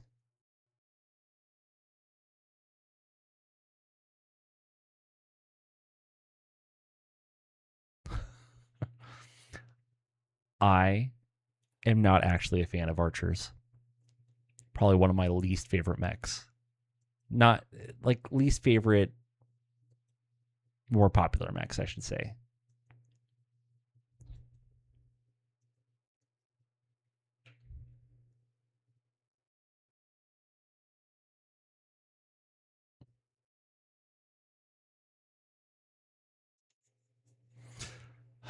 True, but they have such poor, like they just don't fit well into either one. They have too much armor to be fire support. I mean, honestly, they have too much armor to be fire support. They don't have the close-in weapons to be really good brawlers. It's just that they survive by just having more armor. That's it. They just have more armor until they find something that has bigger guns than them, and then bad things happen to them.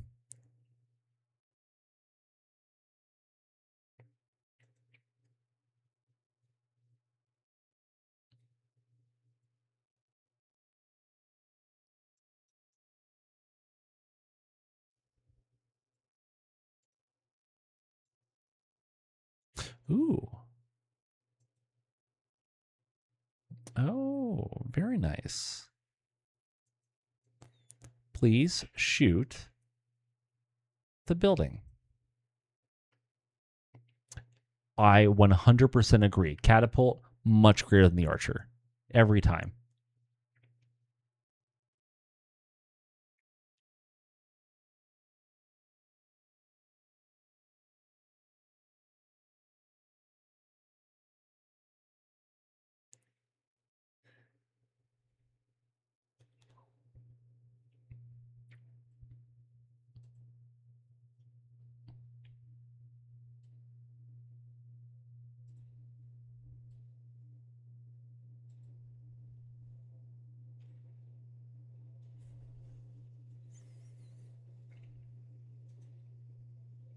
Naturally. Oh, wait, hold on.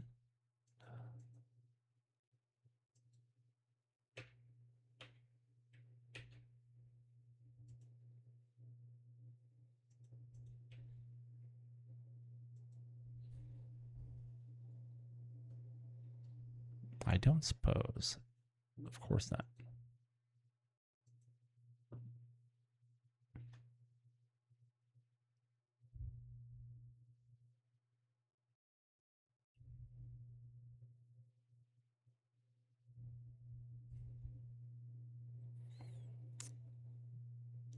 Okay. Okay, no, the shortbow archers of SRMs are mean.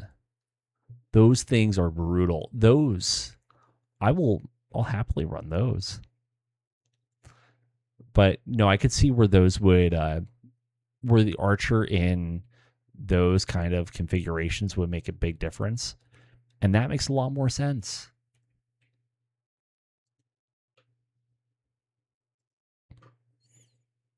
So let's see if we can't hurt the Banshee just a touch. Light missile turret going against the allied archer lands 5 LRMs, doing 5 to the left. Oh, that's bad. That's bad. So the narc ammo from the allied archer went boom. This is where archers do not do great. Then from there, they lose their left torso, which transfers a little bit to the center torso, but they survived. And they did not have auto eject because they had case. So they're still alive. They're chilling for right now. The light laser turret puts a medium laser into the allied Ossol center torso. It's down to 20 armor. The allied archer missed. The allied Ossol puts a large laser into a couple of buildings, or a couple large lasers into a building, a medium laser into a building. The grasshopper missed the banshee. Our quick draw shot a building. Good for you, bud. The Brutus shoots a building. The allied the allied Orion also hits an building. The enemy Banshee firing at the Cataphract missed. The MegaMek shoots a building. It's down to 20, 15, 13, 11 CF. The Von Luckner firing at the Banshee misses with everything. The Archer firing at a building shoots the building some. The heavy bombard turret thankfully misses all of the things. The Cataphract firing at the Banshee puts the ERPPC into the left leg, medium pulse into the left arm, critting with no effect. Missed with everything else. The allied archer took 20 damage. Shocker. Needs a 6, rolls a 6.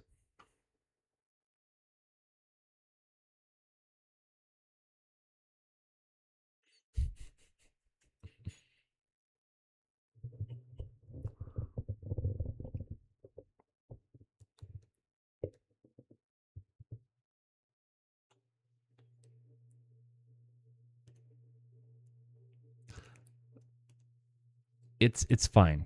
It's fine. Don't just bring them a box of chocolates every time you do that, and then they'll be fine. Well, let's see here. We can skip all of our attacks because butter.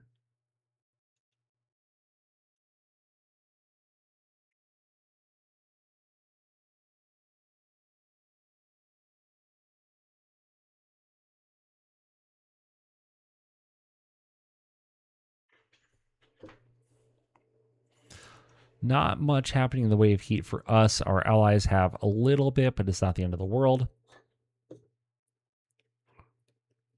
And we rolled, pretty good in terms of initiative. We're going mostly at the end. That's pretty great.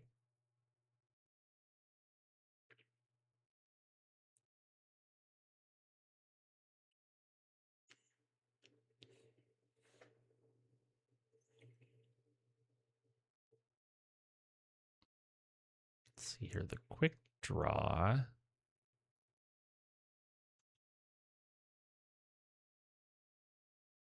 We'll risk a 5. It's not even my mech.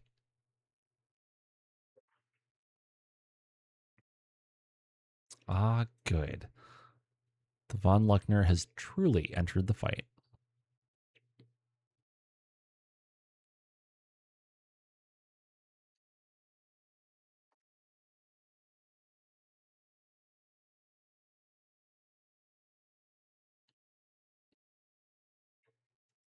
So it almost looks like I need to make this just a little smaller. Burp. There, that should be a little bit better.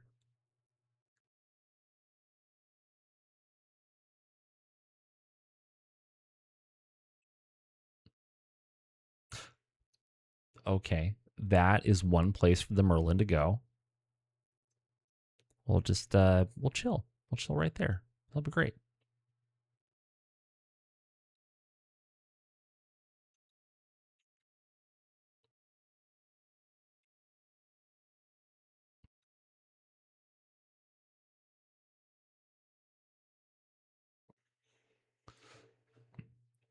Now the Cataphract.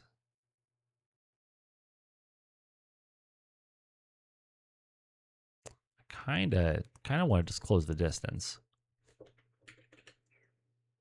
You know, just close the distance, make the magic happen. The Grasshopper. Can't quite get there. So I think the right answer is just move up a little bit. Fours, can I make 2 fours? We'll find out. 1 and 2, we did it.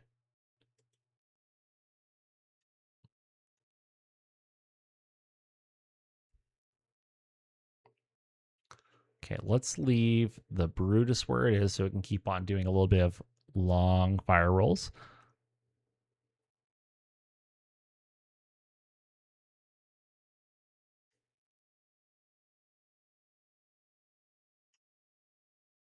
Oh my gosh, that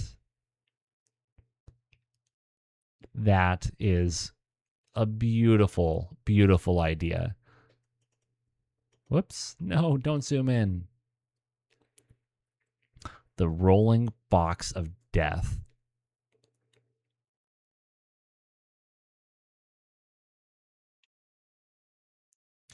Yeah.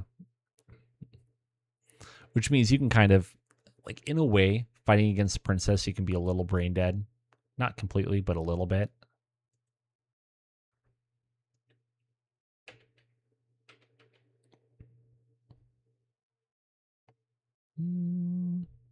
Yeah. Well, actually, when you put it that way, no, that's not worth it.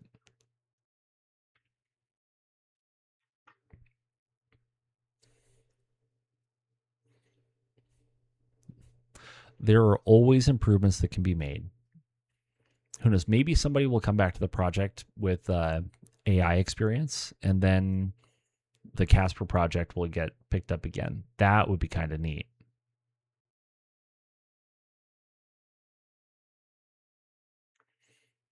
What, the Casper project? Yeah, I remember when it first got announced, and it sounded so cool. I put in a bunch of my like replay files and stuff like that, and I was excited, so excited. But I totally get it. Things happen, life happens. It's tough. It is tough.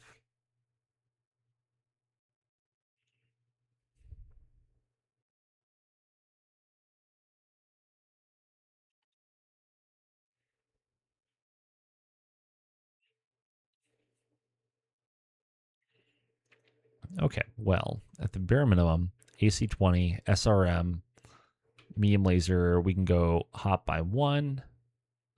And then for you, AC-20, SRM, machine gun, we can go hop by 2. That's fine.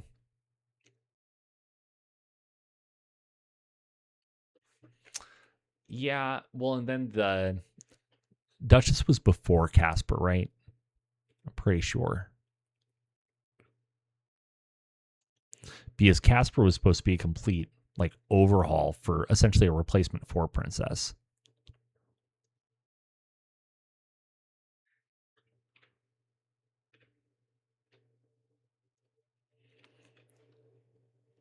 I mean, at the end of the day, I am never going to be like, I never want this to happen. But if improvement or progress for MekHQ and MegaMek stopped today, I wouldn't be sad. I wouldn't be mad. I would be a little mad, but I would be happy that we had this much, because otherwise I wouldn't be able to play Battletech at all. I, of course, want this to move on for forever and ever and ever, because who doesn't always want more? I always want more. More is gooder. But I am just so thankful that we have gotten even what we have from this project.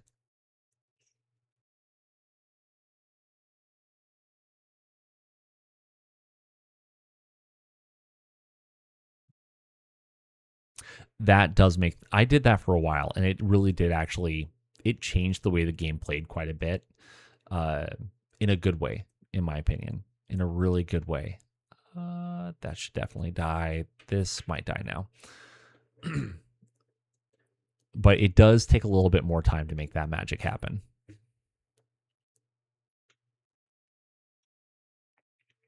So the allied archer firing at a building hits the building. It's down to 36 CEF. Then our quick draw firing at the Banshee hits with the LRM-10. 6 dead fires hit, doing 5 to the head, 4 to the right torso, 2 to the left leg. The enemy Banshee puts a PPC into the Von Luckner's left side, doing minor motive damage. Miss with the AC-5. The enemy Stalker firing with the Grasshopper misses. The allied Orion destroys a building. I think that was the light laser turret. The Von Luckner firing at the Banshee puts an AC-20 into the left arm. It's down to 11 internal structure, miss with everything else. The MegaMek hurts a building.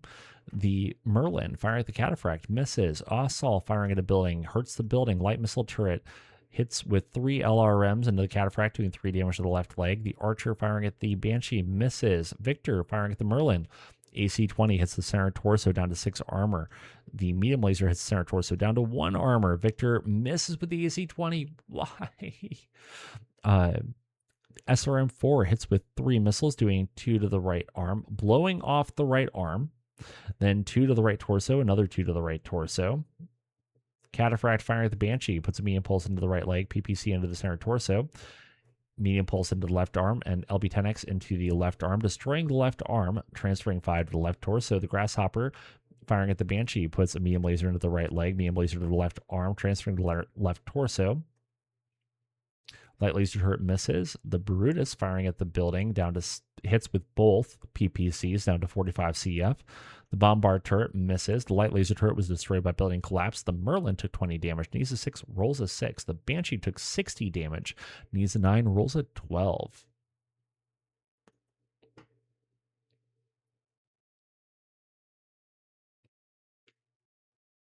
Well,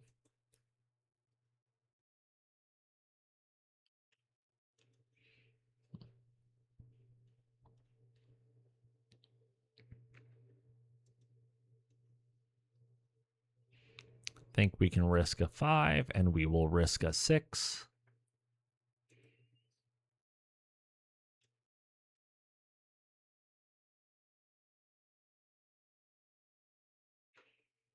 Hold on. Why can't I kick you?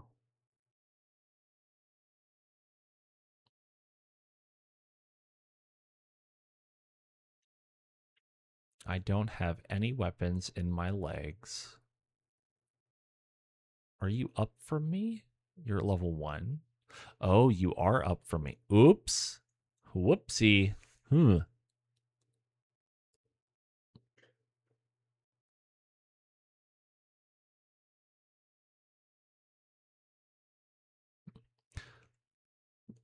I wish I would have found MegaMek back then. So I think I've said this a couple of times on stream, but so my brother and I used to play Battletech using Roll20 back when Roll20 was young.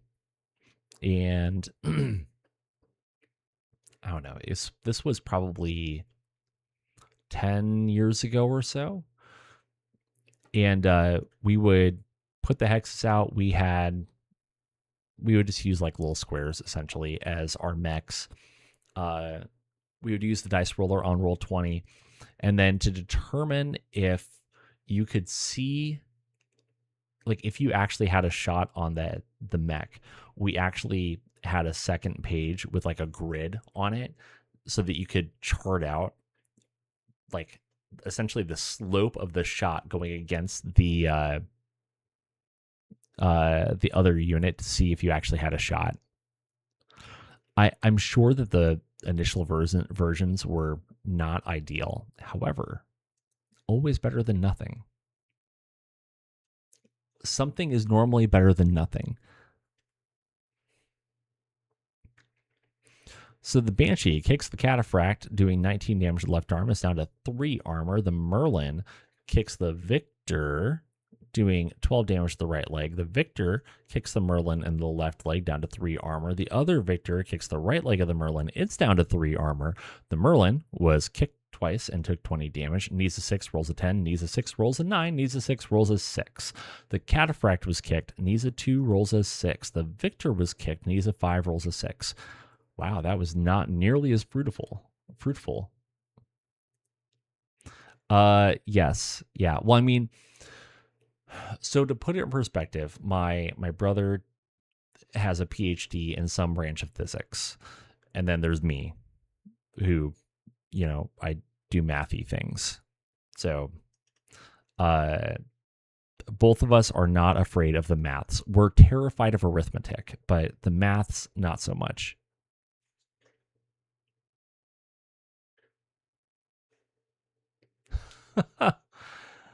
It's amazing. Well, and you know what's really fun is when you get playing games like this, or you get started in a hobby and you're like, oh, Now I kind of need to like learn the things that I didn't want to learn back in high school. And so then you teach yourself how to do the things that you didn't want to do then, and you actually get good at them. It's kind of fun.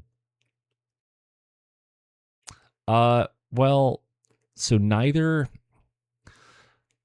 actually, none of the three. So I'm one of two brother or one of three brothers. None of the three of us were traditional students. So all of us kind of put ourselves through college. Yeah, yeah. We have a saying. It's math is easy, arithmetic is hard. Mm, what do I do with this victor now? Because the Merlin's going to jump and do something. I just don't know what it's going to do yet. I think we have to hop away. Let's give ourselves some breathing room.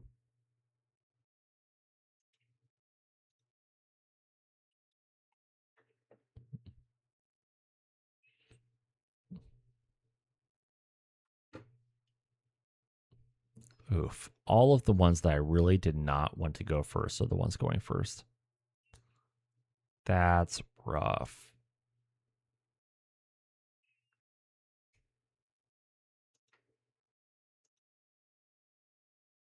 Okay, how bad is that roll? 2? We'll take it. Well, of course, stats professors can do arithmetic. That's kind of their job. Because stats is all about summation. Take these 97 numbers, add them together, and then divide them, and then figure out all of the different ways that you can look at these 97 different numbers. Welcome to statistics.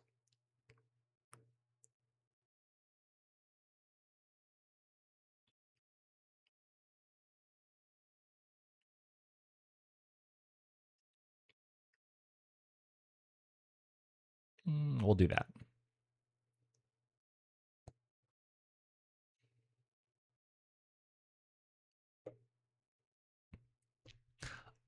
Yes.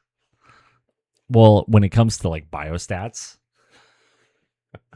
it's ginormous numbers and trying to figure out how do they play into the bigger picture. Oh man, we rolled so terribly on our initiative this time. It's not ideal. Why did I do that?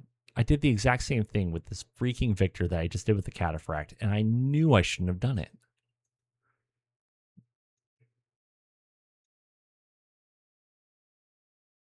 Great. And then the grasshopper went prone. Isn't that nice?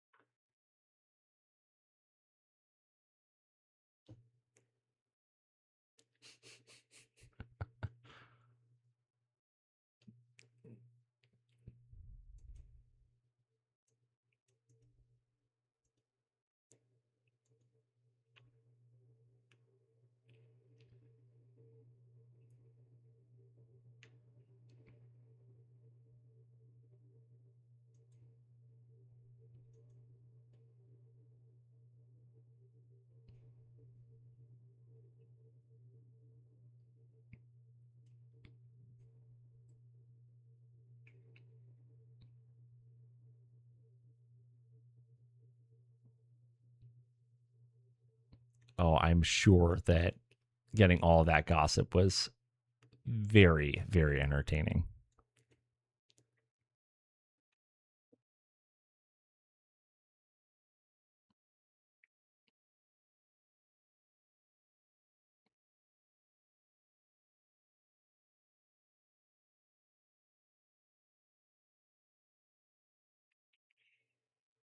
Yes.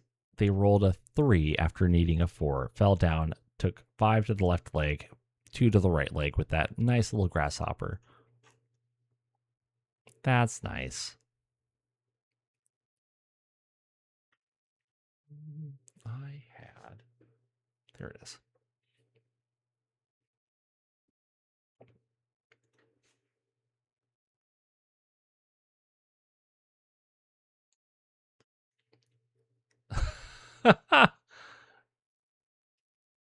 Yes, I can also see that happening. It's like being the youngest kid when like all of your older siblings had the same teachers through school, and then you're like, "Oh, I've heard all about you."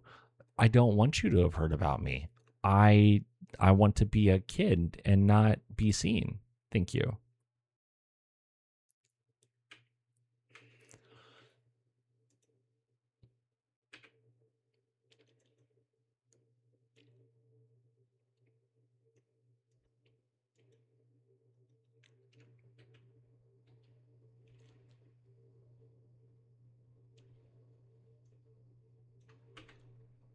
We'll get warm. That's fine. Mm,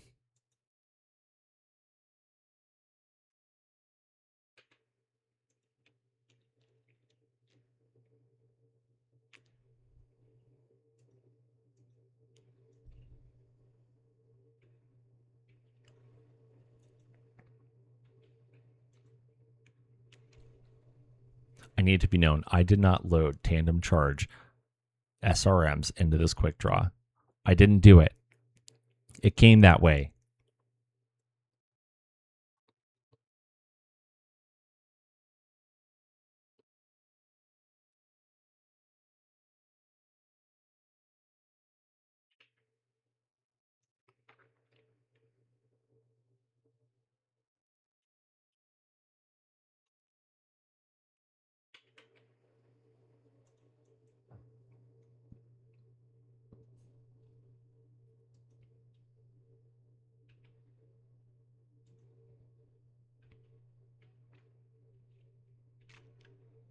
Okay, here's to hoping.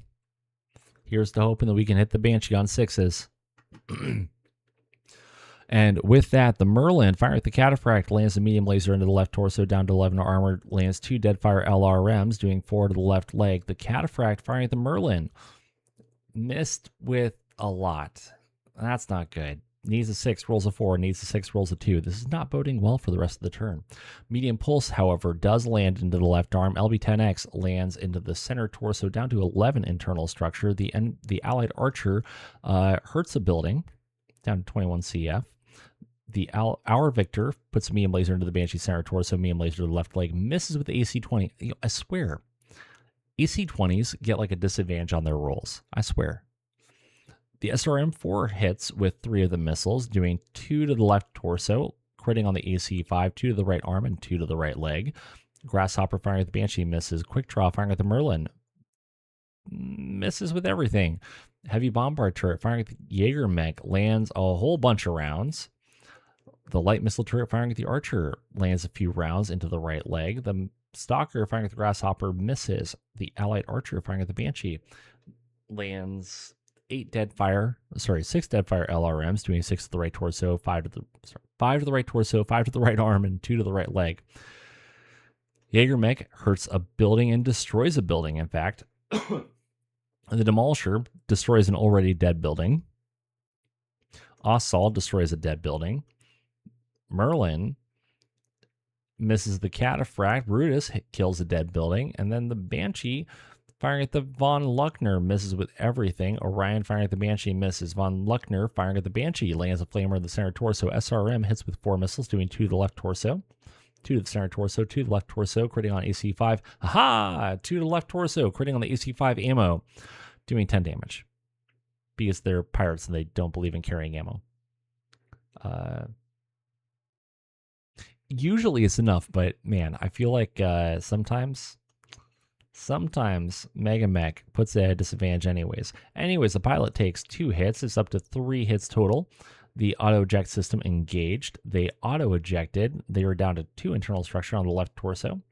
Then some more SRMs hit, doing 2 to the right torso, 2 to the center torso, 2 to the left torso, destroying the left torso, 2 to the right torso. AC-20 hits the left torso, transferring the center torso, critting on the engine. Machine gun hits the right torso. So at least the Banshee is dead. And then the light missile turret is dead. All right, 2 out of 4 that we have to kill are down.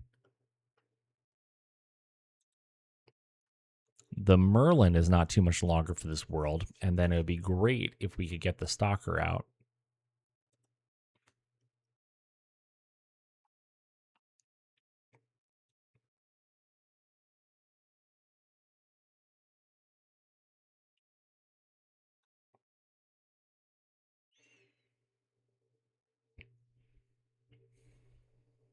Oh, good. They kicked the mortar. So now it only has 2 working mortars out of its 3, which is pretty great.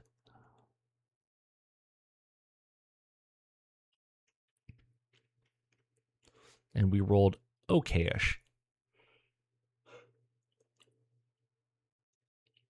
in terms of our initiative.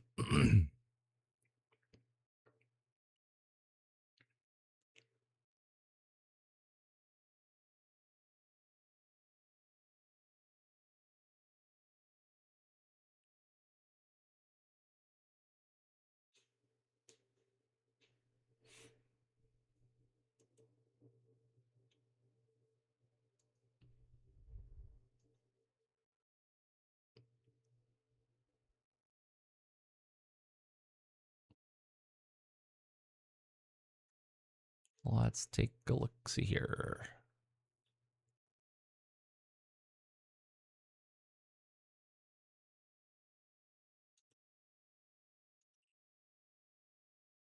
Let's back you on up just a touch.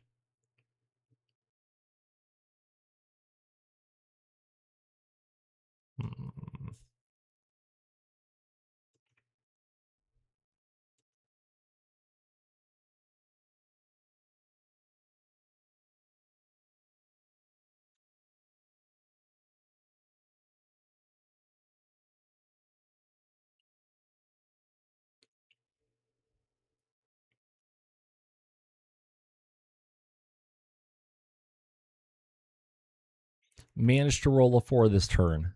Isn't that nice? All right, let's go and get the Brutus down where it can actually do something.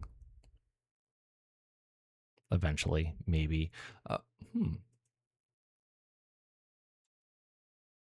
Can you roll 2 4s?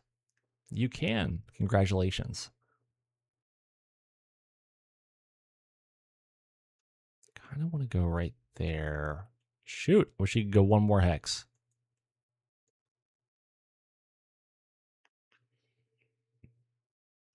All right. Nobody failed anything. We're off to an okay start here. Nobody panic.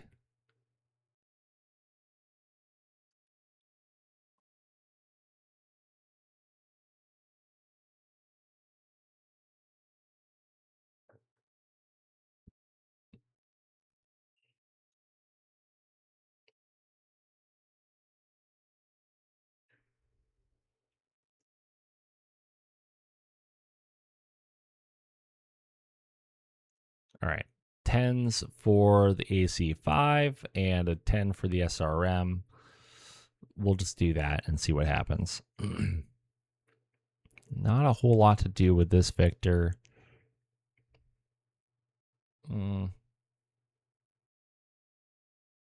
Cataphract can't really do a whole lot because I don't think you can even see the heavy bombard turret. Yeah, nah.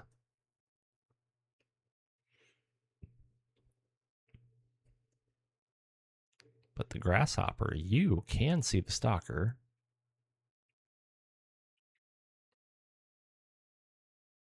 Do the things.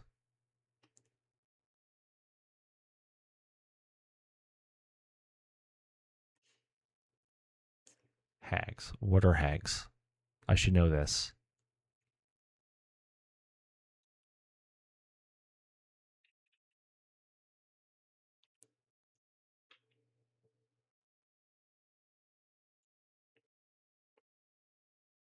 Oh, great. That's why I don't know it. Okay. I'm still learning a lot about the clans. I'm somewhat clueless. Ah, I see.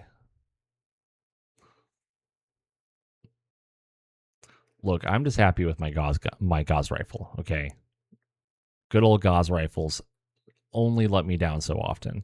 The archer fires at a building and hurts the building and ends up destroying the building. The von Luckner firing at the stalker missed with everything on 8s. The Victor misses the Merlin on 10s. The heavy bombard turret misses. The Merlin firing at the von Luckner hits the front with a PPC down to 31 armor. The Merlin firing at the quick draw hits with a machine gun to the center torso and the flamer into the left arm. The Grasshopper firing at the stalker lands a medium laser into the right arm. The quick draw misses with everything. The Ossaul kills a dead building. The Stalker firing at the Von Luckner puts the large laser into the turret. Large laser into the front. SRMs land 4 of them, doing 3 to the left side, 3 to the front, 3 to the front, 3 to the front. Down to 14 armor with that front armor. The heavy bombard turret was finally destroyed, though.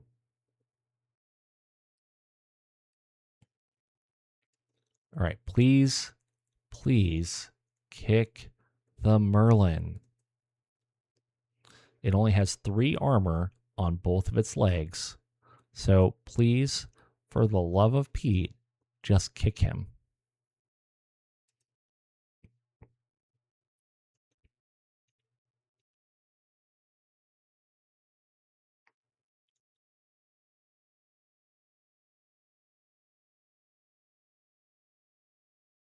I mean, I could definitely see that. So the Victor misses its kick. The Merlin kicks the quick draw in the left leg. It's down to 3 armor. The quick draw kicks the Merlin in the left leg. It's down to 5 internal structure. The quick draw was kicked. Needs a 5, rolls a 12. The Merlin was kicked, needs a 5, rolls a 5. The Victor missed a kick, needs a 5, rolls a 2, falls onto its left side, doing 5 to the left arm, 3 to the center torso, and the pilot takes a hit naturally. But we stay conscious. This fight is not going nearly as well as I was hoping.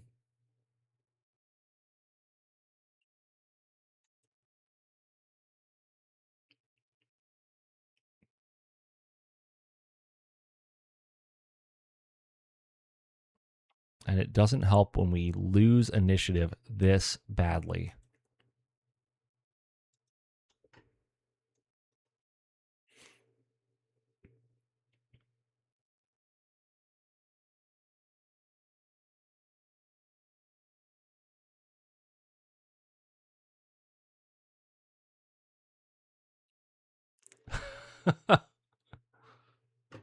I am learning so much.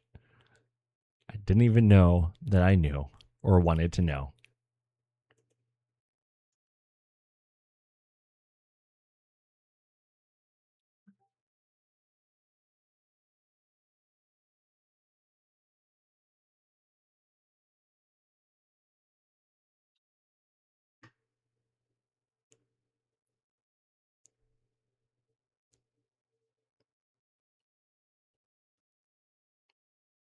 Well, here's to hoping. Man, we rolled so bad on this turn. It just hurts.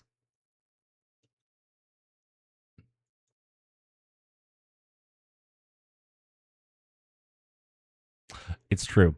It really does matter. It really does.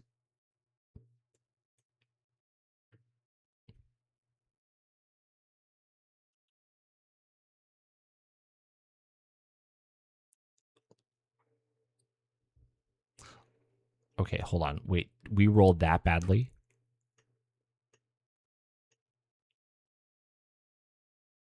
Yeah. They just rolled really well. Okay, fine.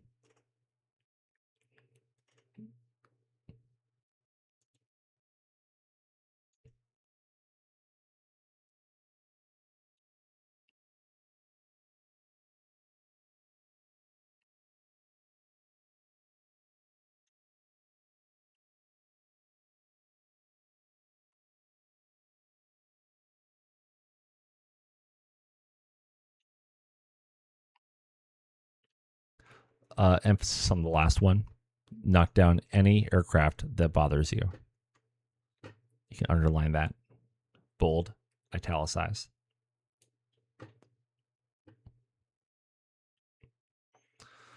Okay, well, we have plenty of AC-20. Of course, I can't see the damn building. Never mind. Just do nothing.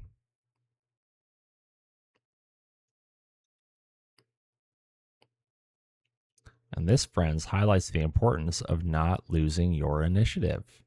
Shoot, I think I could have hit the Merlin. Oh well. Too late now.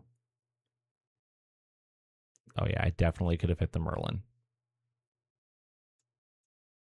Well, Oops.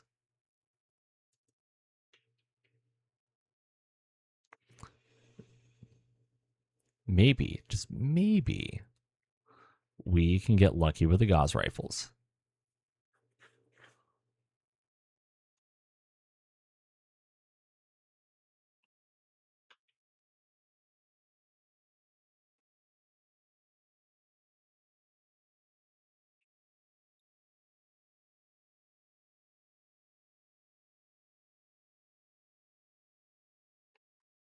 Okay.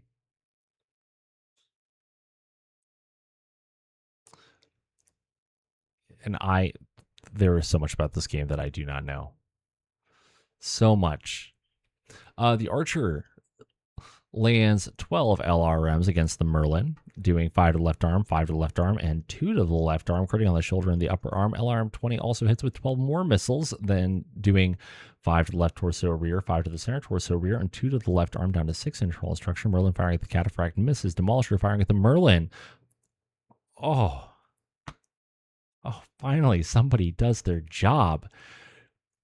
Puts a Gauss rifle into the right arm, but puts the Gauss rifle for the right leg into the cover. Doesn't do any damage. Quick draw firing at the Merlin lands a medium laser into the center torso down to 6 internal structure. Missed with everything else. The Merlin firing at the Demolisher puts a medium laser into the left side, doing some heavy motive damage. Nothing else happens though. Stalker firing at the Grasshopper lands a medium laser into the left arm.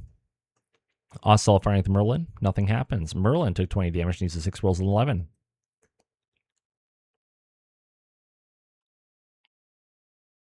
Nothing. Man, I am blind that I did not see the Grasshopper headshots on the Stalker. Somebody out there is currently screaming at their screen. Why? Just why? And you know what? I'm doing the same thing in my own head. Just why?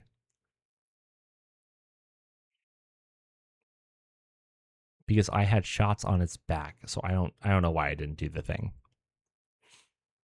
Just wasn't paying attention, I guess. I'm due for a break. Give me a break. Okay, and thankfully this time it's not quite as brutally terrible as it was the last time in terms of turn order.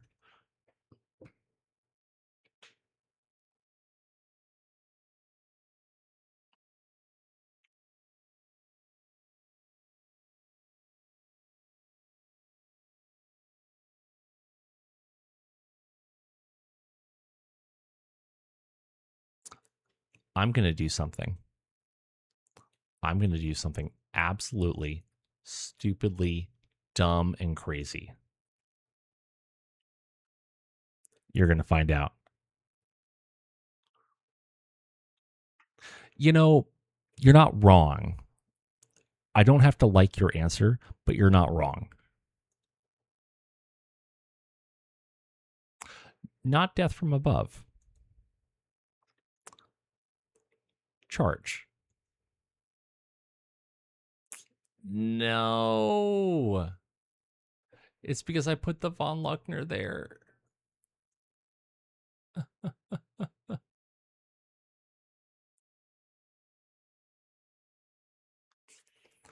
That is frustrating. If I wouldn't have put the von Luckner there, we would have been fine.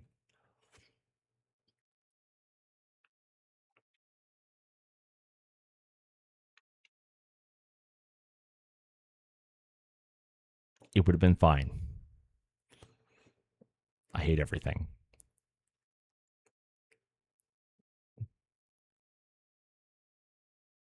And the Stalker goes last.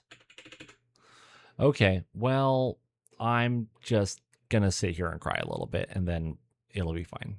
We're going to go there. Maybe I can bait the Stalker into staying there and turning.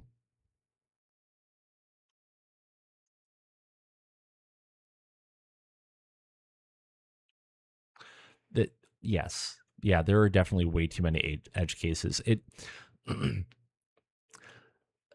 Battletech is hard.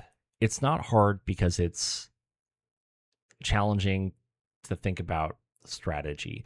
Battletech is hard because there are 8 bajillion rules.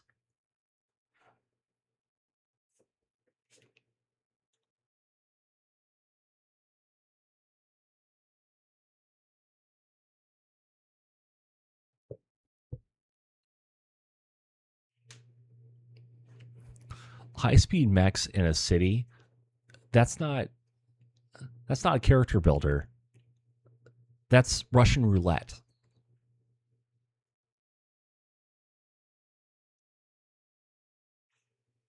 It's not a matter of if your pilot is going to land itself inside of a building with the building collapsed on top of it. It's a matter of when, and does the battle end before that happens?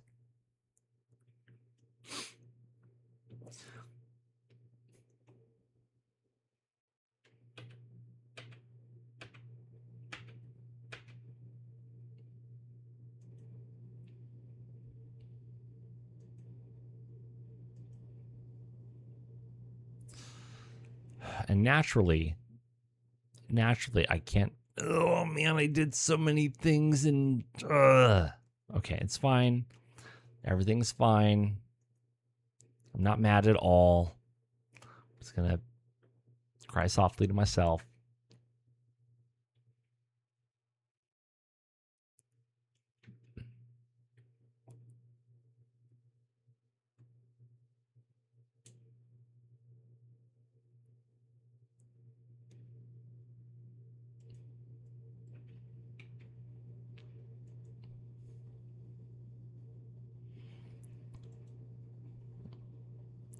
I mean, one of the downsides to MegaMek is in all good games where you want to do a little bit of role playing, you can always throw in the rule of cool. Like, dude, that is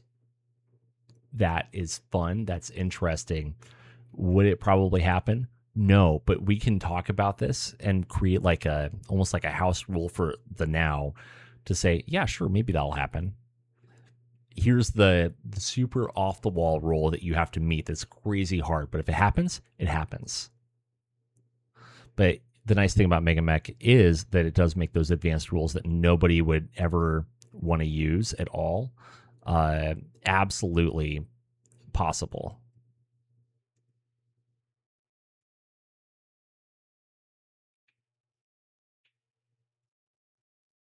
Well, hold on. Not that nobody would ever want to use, but somebody out there was using them. I don't know who. Those are crazy human beings, but somebody was using them somewhere.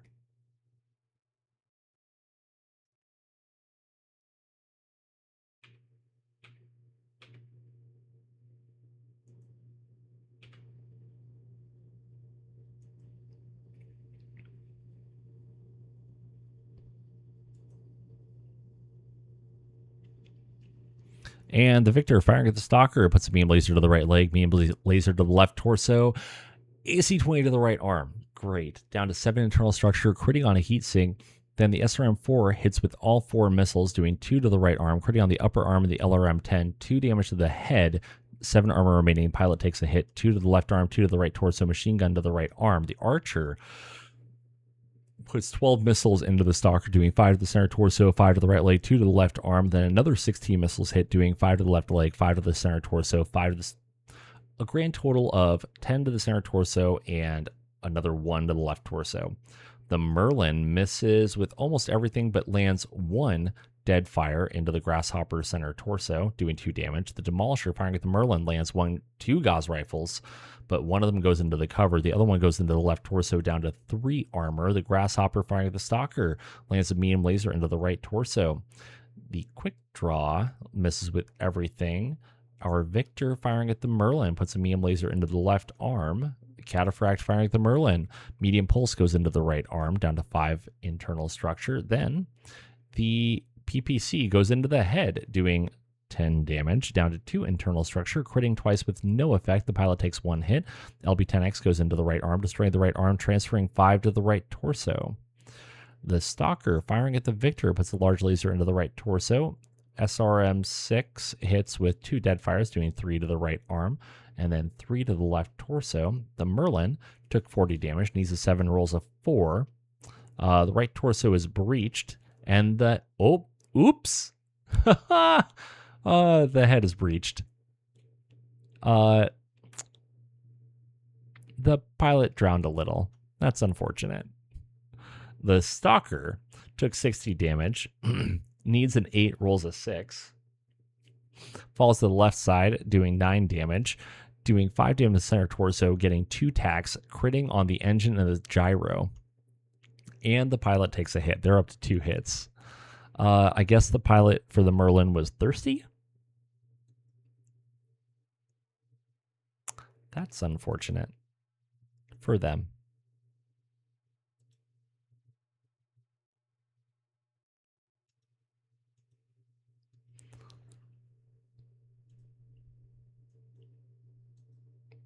All right.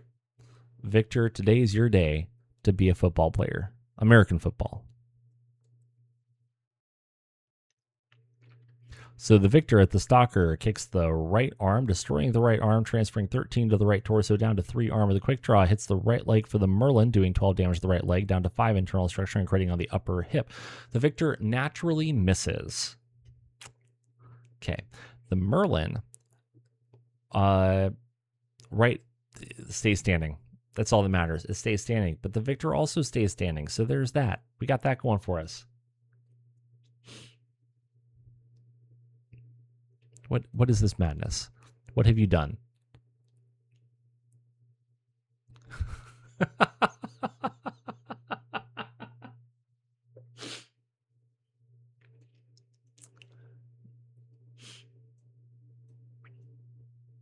I mean, what else is there to say? That's great. That brings joy. Okay, so heat happens, but really not very much.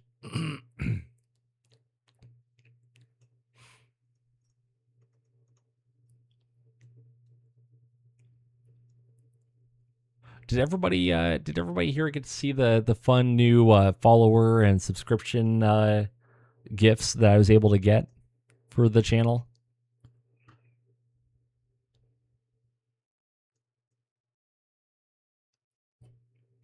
I'm pretty happy with them.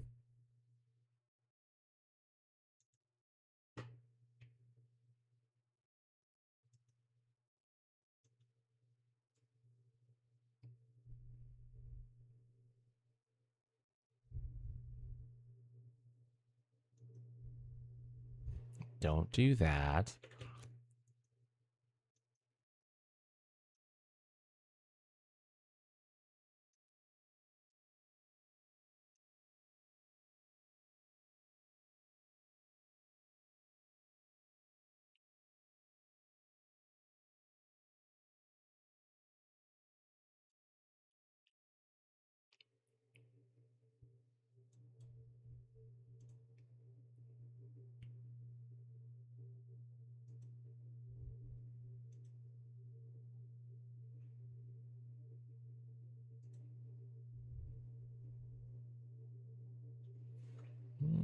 Can I do that? Yes.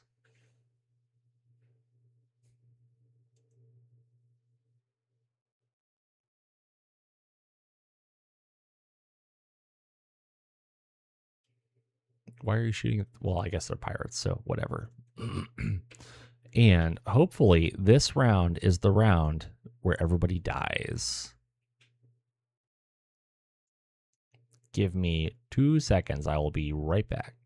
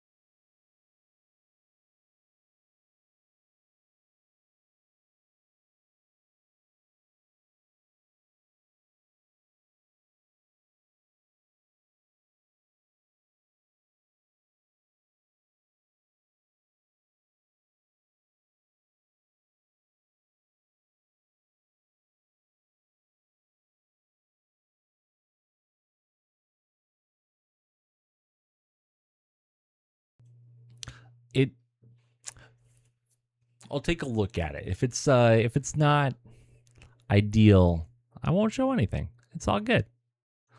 It's all good here. All right, what do we got? What do we got? So, whoops. Maybe this. Oh, it would help if I was on the right weapon. There we go. Fire a couple PPCs.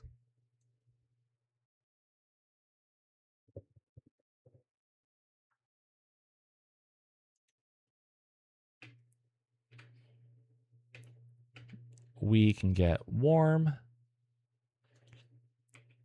I really don't care if you get warm.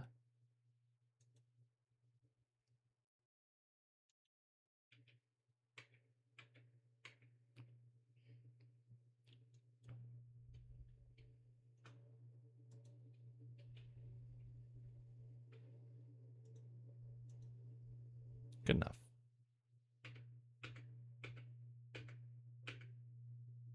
All right, 6s for the Von Luckner. That'll be great. And then, I mean, it's point blank range, but why not? Just full send.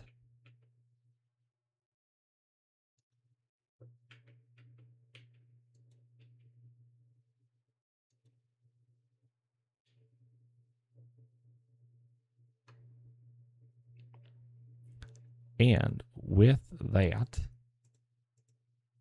what we got here? Oh, that's not bad.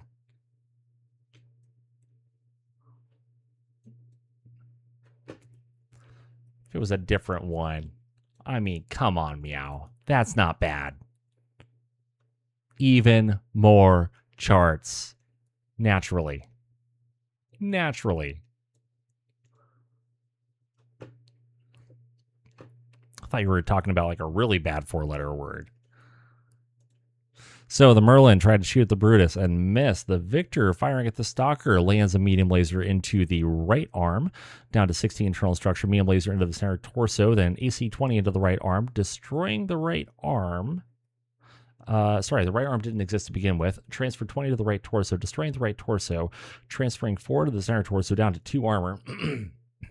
Then 3 missiles land, doing 2 to the center torso, 2 to the center torso, and 2 more to the center torso. The Brutus, firing at the Merlin, lands PPC to the left torso and another PPC to the left torso, creating a couple of heat sinks. Archer, firing at the Merlin, lands 12 LRMs, doing 3 to the left arm, destroying the left arm, transferring some to the left torso, then hits the center torso and the head. The pilot takes a hit. The Victor, firing at the Merlin, puts 5 to the left torso, and then we destroy the center torso. So that happened.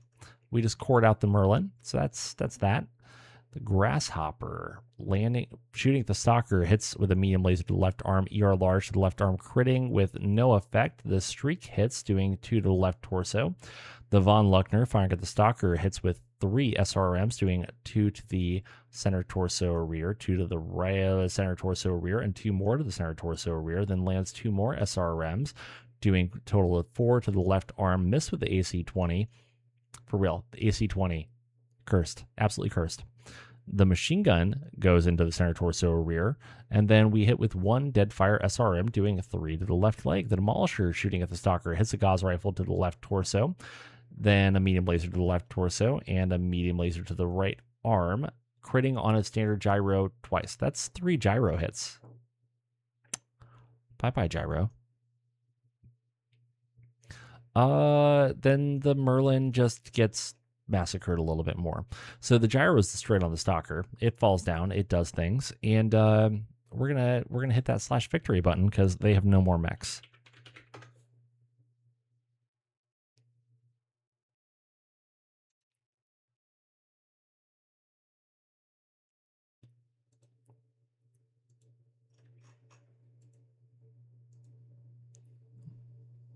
So we'll skip all the attacks because I'm going to be stealing that mech.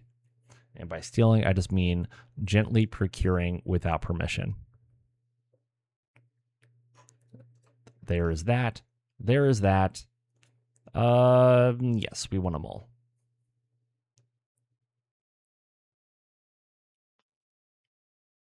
No. Yes.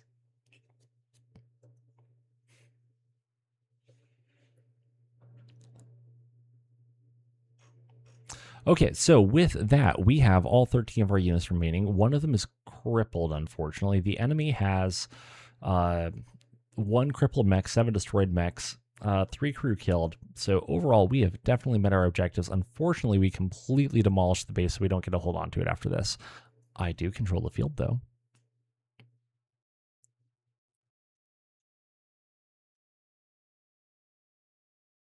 So everybody is crippled at the very least. Let's see what we can recover.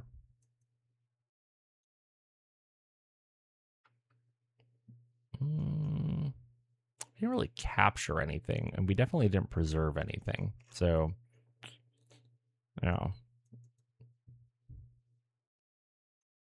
finish that bad boy up. Routed up some facility personnel and Stalker. Now, I wonder. Yeah, so throwing. Hold on, where's it at? Oh, I don't have one on this one, do I?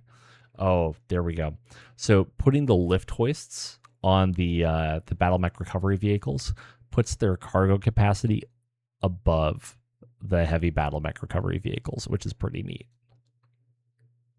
So a Battletech recovery vehicle can handle a Stalker now, which is pretty cool.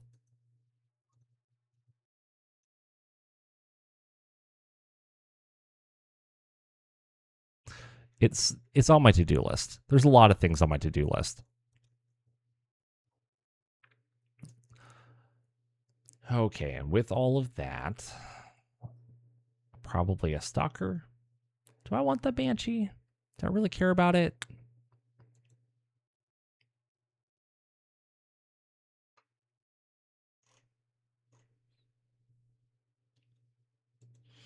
I mean, it's a bullet sponge, so I'll take it.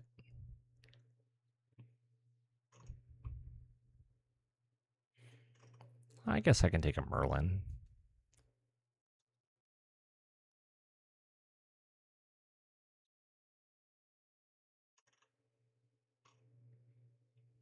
There we go.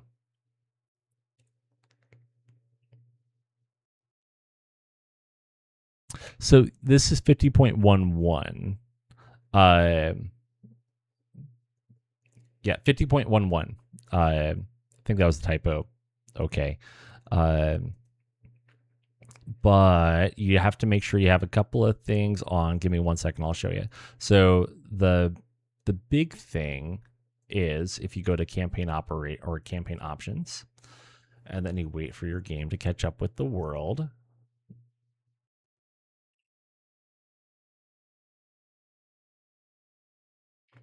Then you go to, should be under operations, pretty sure.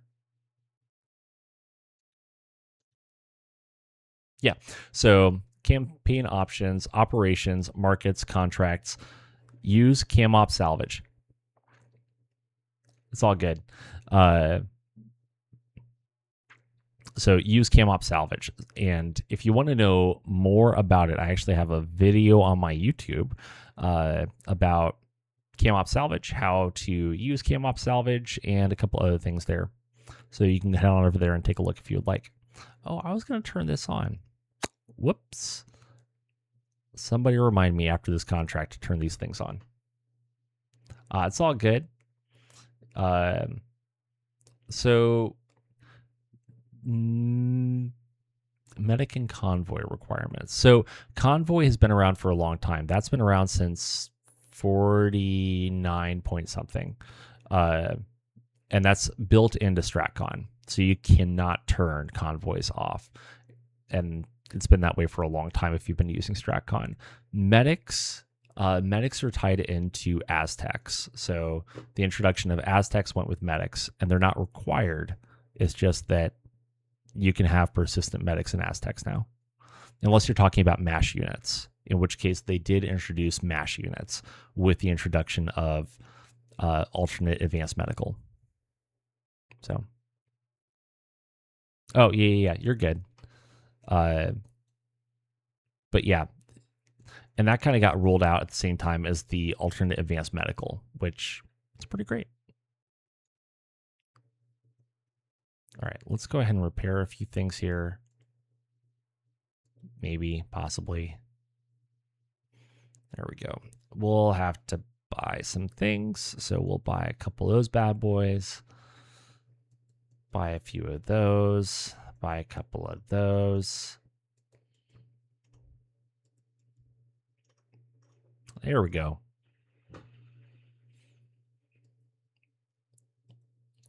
Let's go forward today. And actually, I forgot to look. Right foot fracture. Okay, great. You're fine. That should not do too terribly much to you. It makes you a much worse pilot. Okay, got it. -2 to dexterity, -2 to reflexes. Got it. Okay. 23 days. Bravo Lance is out of the fight for 23 days, which will survive. Okay, we do some of that. We do some of that. We do some of that. And, oh, hey, thank you for linking that. I appreciate it. I've been streaming for about 3 hours now. So I'm going to step away for about 5 minutes to go just grab something to drink, grab a quick snack, and I'll be right back. When I stepped away a minute ago, I was just telling my wife goodnight. So I'm going to step away for about 5 minutes and I will be right back. Don't go anywhere. If you haven't already, for some reason, please follow the channel. If you're feeling really spicy, hit that subscribe button. We'll see you here in a minute. It's on the to-do list. There's a lot of things on the to-do list. I'll be back in a minute. Don't go anywhere.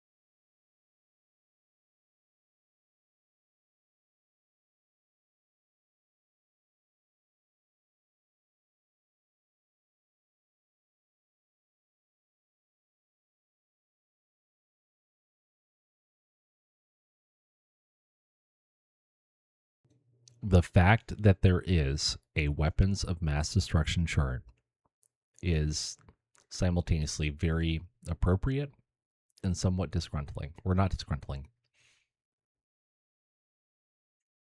Terrifying. A little terrifying. Anyways, thank you for bearing with me. I appreciate it. It gave me a chance to be a little less hangry. Put a little bit of food in my belly, you know. All right, let's see what's happening. I think that we just keep exploring, and then we'll deal with the isolated dropship defense here in a minute. So, recon lance. You're only at 2 fatigue. You're fine. Get over it. The mech throwing table. Naturally. Oh, hey, look, a deep raid defense.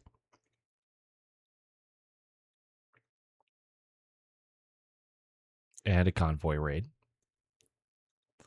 And the winner is frontline engagement. It's fine. Everything is fine here.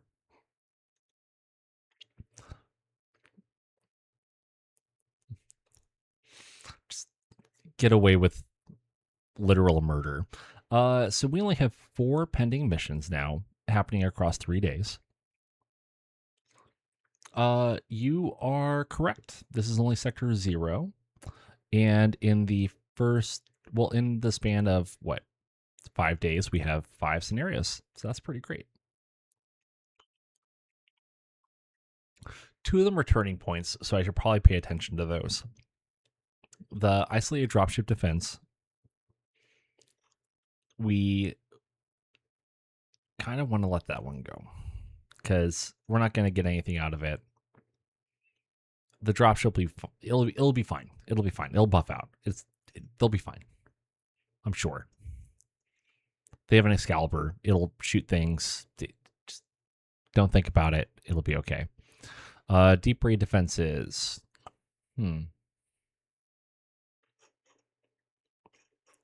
This one would be great if we could do, because we will control the battlefield. Holy goodness. That's a lot of artillery.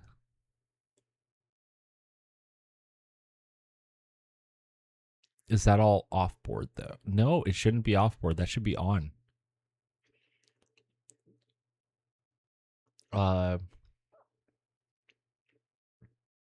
That should all be on board because it's op 4. That is bonkers.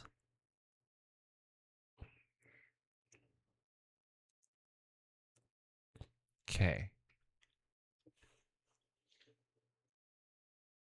Huh. That's tempting.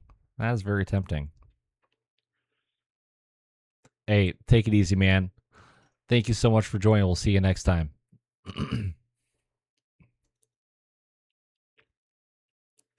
I don't know. We'll come back to this one. So the convoy raid.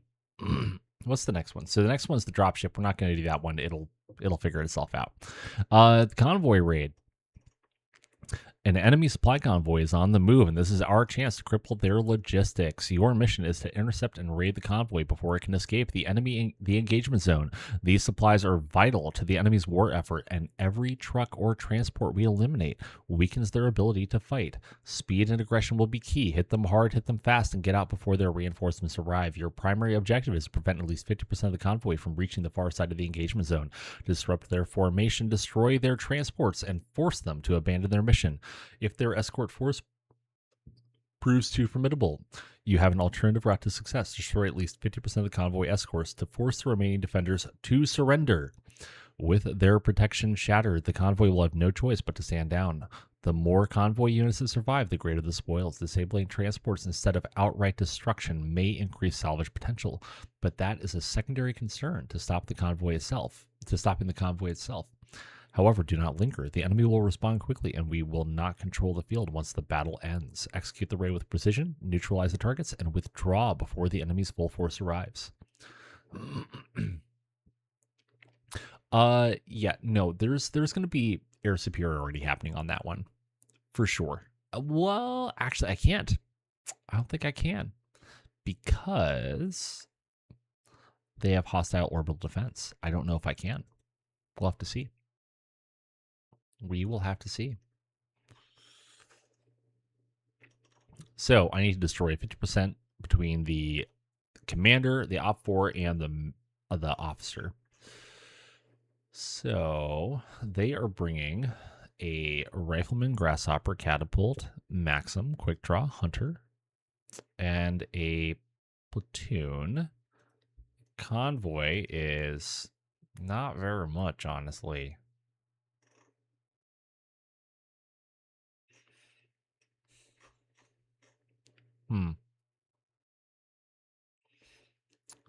The easiest way to victory is going to be to just demolish the convoy. That's going to be the easiest and fastest way to victory. I would love to be able to raid the convoy, but it's not worth it with just those 3 things. It's going to be a lot more worth it to just kill them. And we have to do this with whatever we can. I think we go ahead and throw Charlie Lance at this one because they can stand off at range, destroy some heavy battle mech recovery vehicles, and then just walk away from the situation. Just walk away. Pretend it didn't happen. And it doesn't matter if they're out BV'd because they just walk away and they shoot them from range.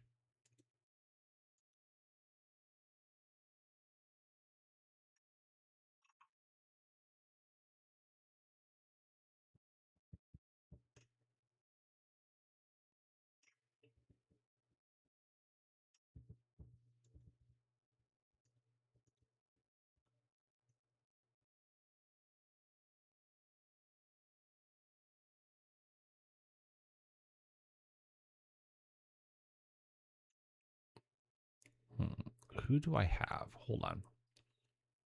Charlie Lance. Do I have any? Got 2 regular pilots, so I've got a 4-5 and a 4-4. We can sub out the 4-5 for my veteran pilot. So Stalker. Assigned to unit. None. Assigned to unit. I don't remember which one it was. I think it was maybe this one. Yeah, that's what's up.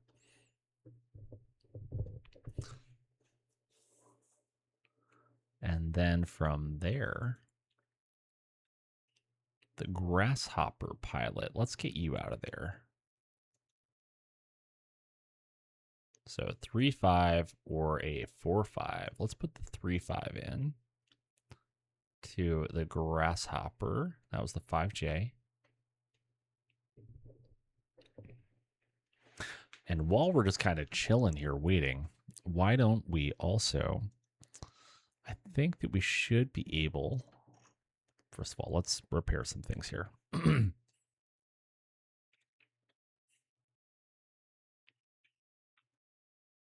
Let's take a look really quick at the Black Knight. I think there was some pretty decent, yeah. I think it was you? No.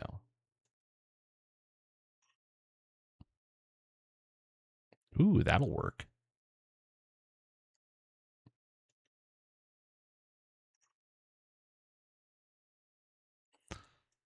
Have to balance not spending too much money on the darn thing, as well as getting a little bit more stuff out of it. So that, okay.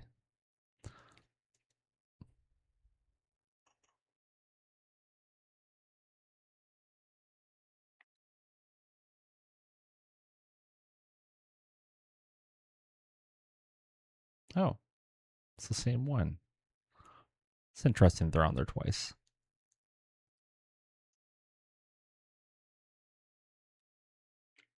Well, let's see about this. Oh, that's gross. All right. We'll hold off on that for right now. We'll see if we can't get that bad boy a little bit better.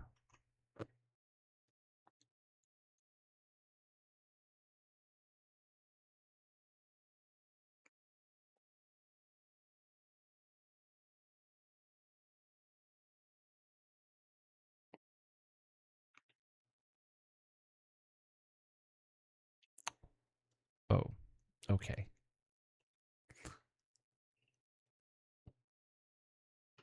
We will just let that work up just a little bit because not detail status. Yeah. Oh, it's actually E. Hmm. We'll just chill. We'll let it chill for a little bit. That's fine.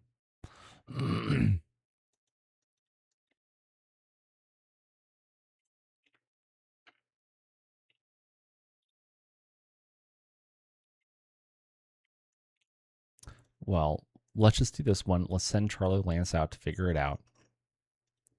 And then we'll kind of go from there.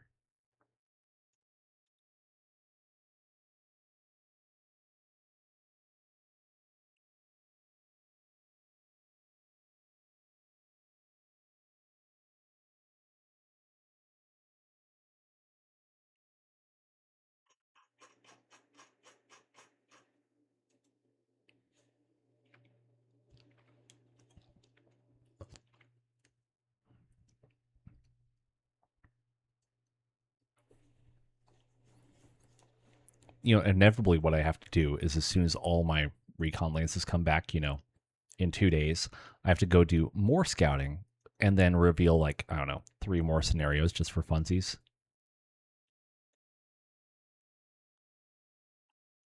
Bravo Lance isn't going to go out anyway, so we can do Fleet and Being to kind of dull the blow a little bit.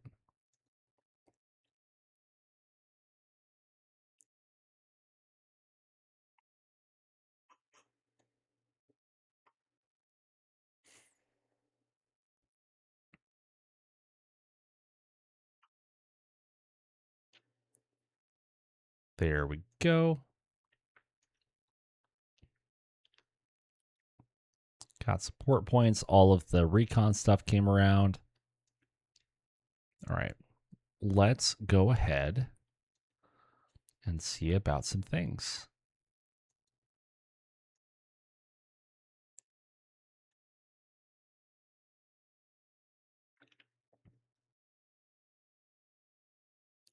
Good. Critical convoy escort, naturally. And an isolated dropship defense. Great. Okay, it's fine. We only have 5 pending missions. 3 of them are turning points, and 1 of them is essential. It's not a big deal, friends. There is no big deal here. We're just going to be spending the next 17 hours in MegaMek. So I am probably going to do the convoy raid. I might do 1 more mission after that, and then we're probably going to call it at that point in time. Just because I am tired for some reason. However, it'll be fine. It'll buff. We don't need to do any of that. We don't need that. And then we can go.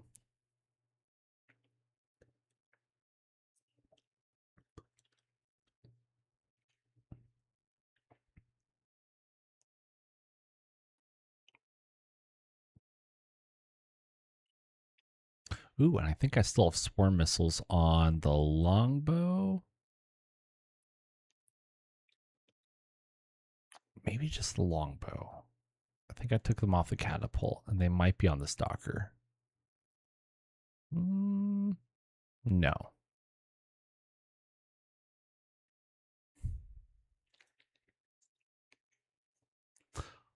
What? Absolutely not.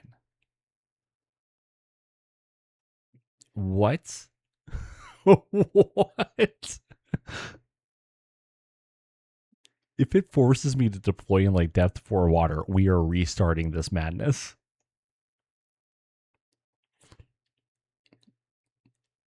This will have reached a whole different level of stupid.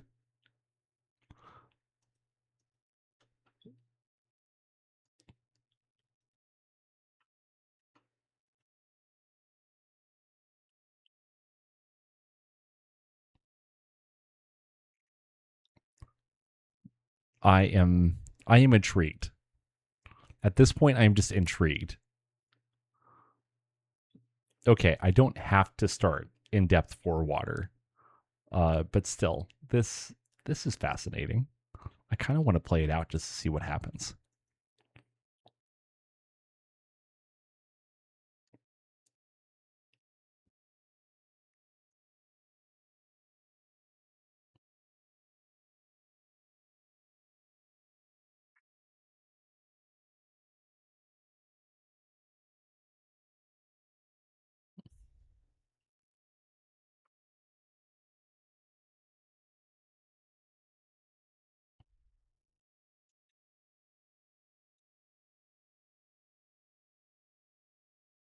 All right, the victor will be our tribute.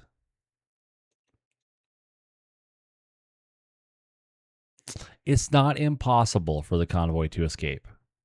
Not impossible. They can make it kind of through the woods and get to this side. They can do it. And if you think about it, so if you really want to think about it like this, so if you're in a situation where you are watching convoys go through and you're like, what are the places where I would want to ambush them? This is the kind of place where you would want to ambush a convoy. You can blow up the woods. And Princess has absolutely no qualms about exploding woods.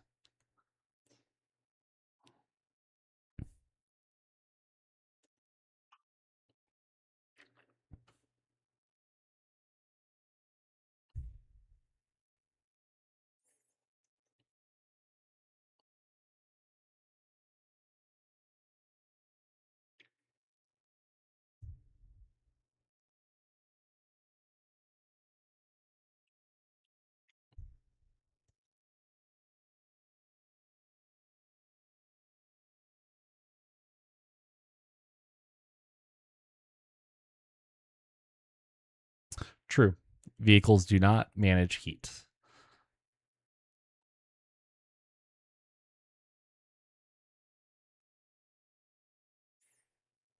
But it's not impossible for them to escape. It's just really challenging. Very, very challenging.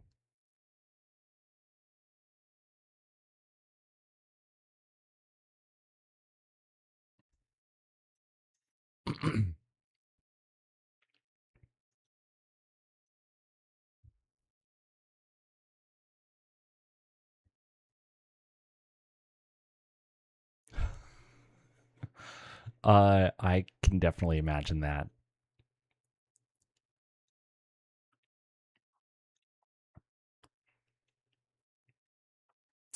Oh, good.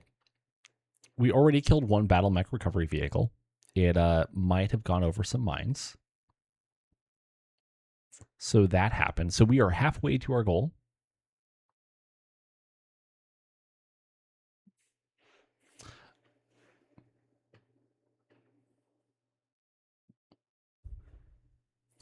And then from there, ooh, you are at short range. Why, yes. Don't mind if I do.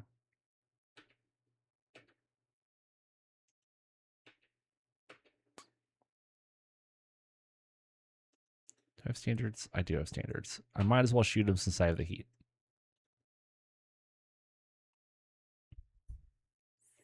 Oh, yeah, 100%. Whoever planned this route was an idiot, unless there was absolutely no alternative. If there was no alternative whatsoever, maybe. But then they should have reconned it better. But then it would also make sense why they have such a heavy escort force with just 3 Battletech recovery vehicles. You would not expect this heavy, or they were paid by me. One of the many options. But you would not expect this many mechs, this many escort units for just 3 convoy units. That wouldn't make sense unless you knew that you were going through a really, really bad area, really bad part of town.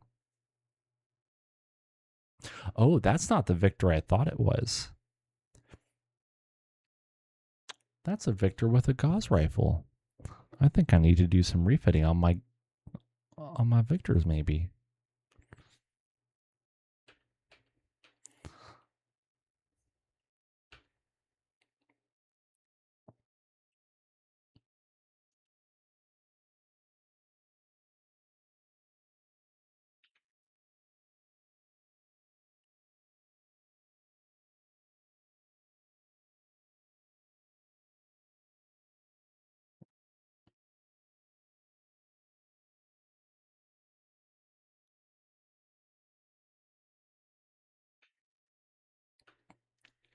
I mean, honestly, if either one of these, if any of these Battletech recovery vehicles make it through, I will be shocked.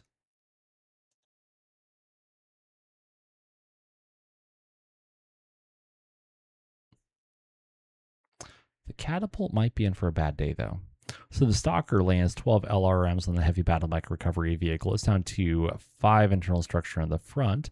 Then the other round of missiles lands and destroys the Battletech recovery vehicle. So we have already met our objectives.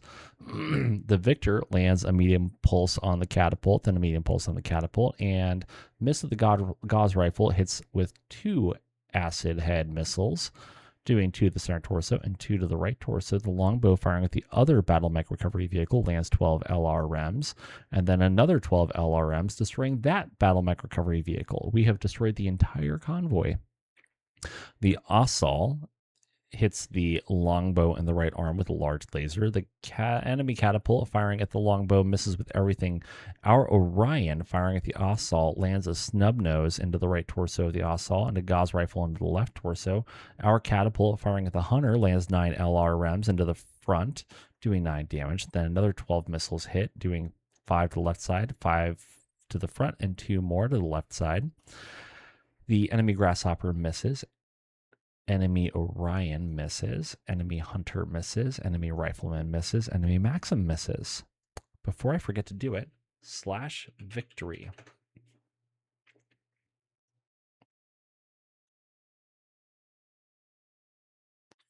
And that, as I say, is that. Kaboom. Do I feel bad about taking a round 1 victory? No, not even a little bit. Not even at all.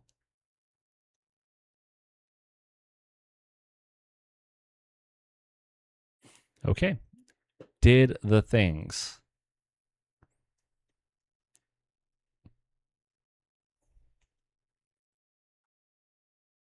Didn't capture anything. Didn't force withdrawal of anything, but we still get the victory.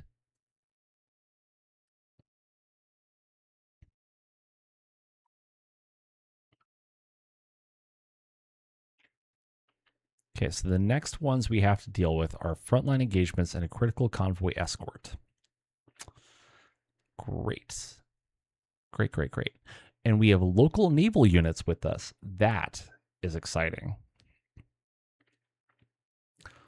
So the frontline engagement, the enemy is fully committed to battle along the front line, engaging our forces in a direct confrontation. Your mission is to break their offensive by defeating at least 50% of their forces. This engagement is a decisive clash.